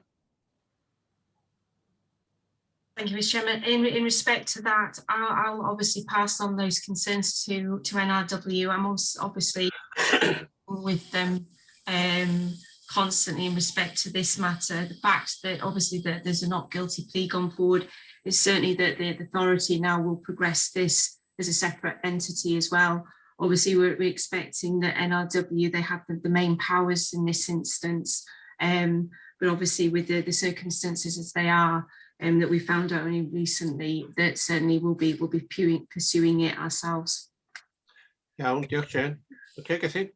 Diolch yn fawr. Mae rhywbeth anarferol iawn, yn dydi, dwi'n wedi weld o'r blaen bod y parc yn mynd â cyngor naturiol, Cyfoeth Naturiol Cymru i lys. Hwna'n ddigwyddiad hanesyddol, sy'n ni feddwl. 71 ac 74. Just ar gywirdeb, dydy hynna ddim yn digwydd. Dydyn ni ddim yn mynd â cyfoeth i'r llys. Yn achos yma. Yn James? Dyna mae'r awgrymu fan hyn, de. Mae treial fydd yn para pythefnos wedi drefnu Ynys y Goron Caerdydd. Be di ystyr hwnna ta? Sa'n meddwl fysa i'r person sy'n cael ei... Y person sy'n di rhaid o'n ie? Sa'n meddwl. Ond mae Dwi'n meddwl bod rhaid darllen o'r frawddeg gyntaf, sef bod cyfoeth wedi cynghori bod gwrandawiad wedi cael ei gynnal, lle pledwyd yn ddieuog, sef bod yr diffynnydd, nid cyfoeth, bod yr diffynnydd wedi pledio yn ddieuog. A bod treial felly yn para bythefnos wedi drefnu'n Llys y Goron Caerdydd ddechrau Awst 2021. Diolch am eglur rhad. Dwi'n credu mae dyna ma'n dweud. Reit, oce. Iawn, 76. 77. A dyna ni. Rwy'n ymlaen felly i cytundebau adran 106. Newch gwybodaeth. Apologies, Chairman. Can I just, sorry, the pages, the numbering didn't seem to work right. Is it all right to provide an update in respect to Nanai? Yes. Yeah. Chairman, thank you. Just provide an update that at the end of last week, the external conditions survey site visit was undertaken. Just point out it was just the external only. We've obtained extensive drone footage, which is obviously we're going to go away and have a look at that and be able to sort of get an assessment of what works are required to safeguard and weatherproof the building and to prevent it from deteriorating further.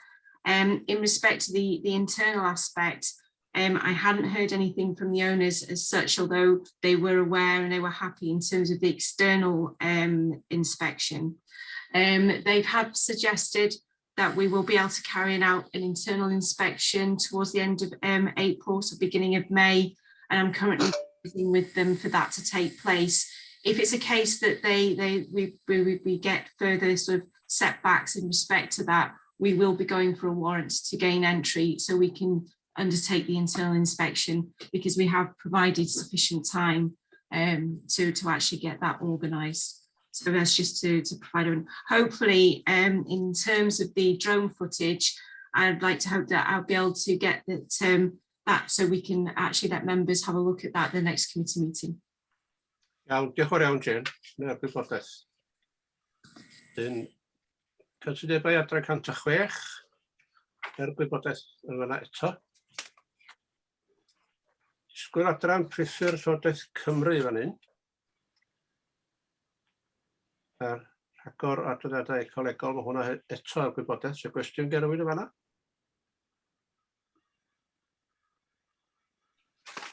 Do'n ni dros y dudalen. Rwy'n gwestiwn yn fan'na? Wedyn, rhestr bapurau cefndir ar y gwybodaeth. Ffïoedd cyngor cyn cyflwyno cais, Jonathan. Iawn, diolch Cadeirydd. Mae gadw hyn yn gryno. Mae pawb wedi llwgu, dwi'n siŵr. Fel ydych chi'n gweld yr argymelliad yma, da ni'n gofyn am yr hawl i godi ffi o £100 ar gyfer wneud ymweliadau safle ar gyngor cyn cais, cyn cyflwyno cais, ar gyfer ceisiadau am ganiatâd adeiladau rhestredig. Rheswm am hynna ydy, da ni'n godi ffi fel yna ar gyfer bob fath o gais arall. Felly wneith o ddod ar ei welfen o'r gysondeb i'r drefn. Mae y ffaith bod ni'n codi ffi ar gyfer ymweliadau safle wedi helpu'n fawr rheoli amser swyddogion, ydyn nhw'n cael eu tynnu allan i safleoedd cyn unrhyw gais dod i'r golwg i reid cyngor i rywun, oherwydd mae pobl gorfod talu ffi, ond mae hyn dal yn digwydd gyda adeiladau rhestredig, lle mae'r swyddog adeiladau rhestredig yn cael ei dynnu allan y reit aml, a dwi'n ymwybodol bod o'n methu dargedau fo o ran ceisiadau, felly wneith o helpu ni rheoli'r amser yna, dwi'n meddwl, ac creu rhyw fath o gysondeb yn y drefn o godi ffi. Fel ydych chi'n gweld yr ail rhan yr argymelliad hefyd, da ni'n gofyn am yr hawl jyst i ni ddiwygio ffïoedd yn y dyfodol lle mae'r angen. Gobeithio bod hynny'n iawn, ond os ydych chi'n angytuno fo'r ail rhan, ond mae hynna fyny'r Pwyllgor wrth gwrs, ond wneith wneud pethau'n lot haws i'r Iawn, os ydy'n gwestiwn i Jonathan yn fan'na? Os nad oes, rwy'n am gynnig bod ni yn cyd-fynd ar argymelliad. Edgar? Gynnig bod ni'n mynd efo'r argymelliad. Sa eilydd? Oes. Pawb ddangos drwy godi'r law felen, os gwelwch chi dda? Os ydych chi'n cytuno? Na ni, hwn wedi cario. Diolch yn fawr. Penderfyniadau dirprwyddiedig yr gwybodaeth. Yr testyn erbyn hyn, hwnna di fynd. A dyna ni, sa'n rhywun gwestiwn yna? Oes, i fatar, Mr Cadeirydd, wedi gwrthod yn tudalen 91, cyntaf honyn nhw. Dim awr pren teg. Fyddwch chi yn yr cais yn yr manylion fod o'n gais am newid defnydd a Llandyn annex ar gyfer defnydd tîm awr. Ac mae'r cais wedi cael ei wrthod fel gwelwch chi. Ond mae hyn wedi creu cryn syndod i berchnogion tîm awr. Yn bennaf oherwydd e-bost wnaethon nhw dderbyn yn ystod y cyfnod ymgynghori efo'r parc. Ac maen nhw wedi rhannu yr e-bost hefo fi. A be mae dweud yn blaen ydy, yn y gwreiddiol, this building could be utilised as an annex to an occupied main house. providing it does not become a separate self-contained unit. It could be utilised for visiting friends and family or a dependent relative. Felly mae'r e-bost yna yn awgrymu rhywbeth sydd yn groes i'r rhesymau dros wrthod, Mr Cadeirydd. Chi eisiau eglurhad, Alwyn? Wel, dwi eisiau eglurhad yn dod sicr. Ac ella bod na eglurhad, mae'n siŵr bod na eglurhad, ond dwi'n hoffi gael gwybod beth yw'r cefndir pam bod yr e-bost a'r canlyniad yn mor wahanol. Oce, diolch. Jonathan? Dwi ddim yn gwybod yr ateb fy hun, so rhaid ni gael ofyn i Richard. Dwi'n cymryd bod yr egwyddor yn dderbyniol, ond bod y manylion y cais i hun o bosib ddim yn cyd-fynd efo annex wrach a wrach bod o'n mwy fatha cais am tŷ o'r newydd. Ond dydw i ddim yn gwybod, just dyfalu ydw i ar un o bryd, felly fydda i gael Richard i e-bostio chi'n uniongyrchol, Alwyn. Ie, iawn, mae'n union. Ond os mae dyna di'r rheswm, mi ddod cael ei nodi yn yr rhesymau dros wrthod ynde. Dim dyna sy'n cael ei ddeud, felly. Iawn, diolch yn fawr. Amwisel mae fe o beth i cwrtil. Dwi'n yn gwybod lle bod na eglurhad, ond mae hawl gyda ni cais arall does o fewn i'w gyfnod penodol, dwi'n cymryd. Oes. Oes, siwr. Oes. Geith nhw apelio, neu os maen nhw eisiau diwygio'r cais rhywfaint, mi geith nhw'n gwneud hynna. Dydw i ddim yn gwybod manylion hwn. Dwi'n cymryd bod o jyst dim yn cyd-fynd hefo'r meini prawf y polisi, ond fel dwi'n dweud, os o'n i gael Richard i reid yr eglurhad i chi, fel dwi'n dweud, geith nhw apelio'r gwrthodiad neu diwygio'r cais ac ail gyflwyno rhywbeth chydig bach yn mynol. Ie, sicr, ie. Iawn, oce, diolch yn fawr iawn. Iawn, diolch Alwyn. Tim? Ti ar y myd, Tim? Unwaith eto hen llaw, sori. O, reit, oce. Rhaid fi newid y lliw, wyt ti'n gallu weld o'n hawdd. Wyn Jones. Sori. Hen law, Tim Gwynio, cadeirydd, ymdeiriadau.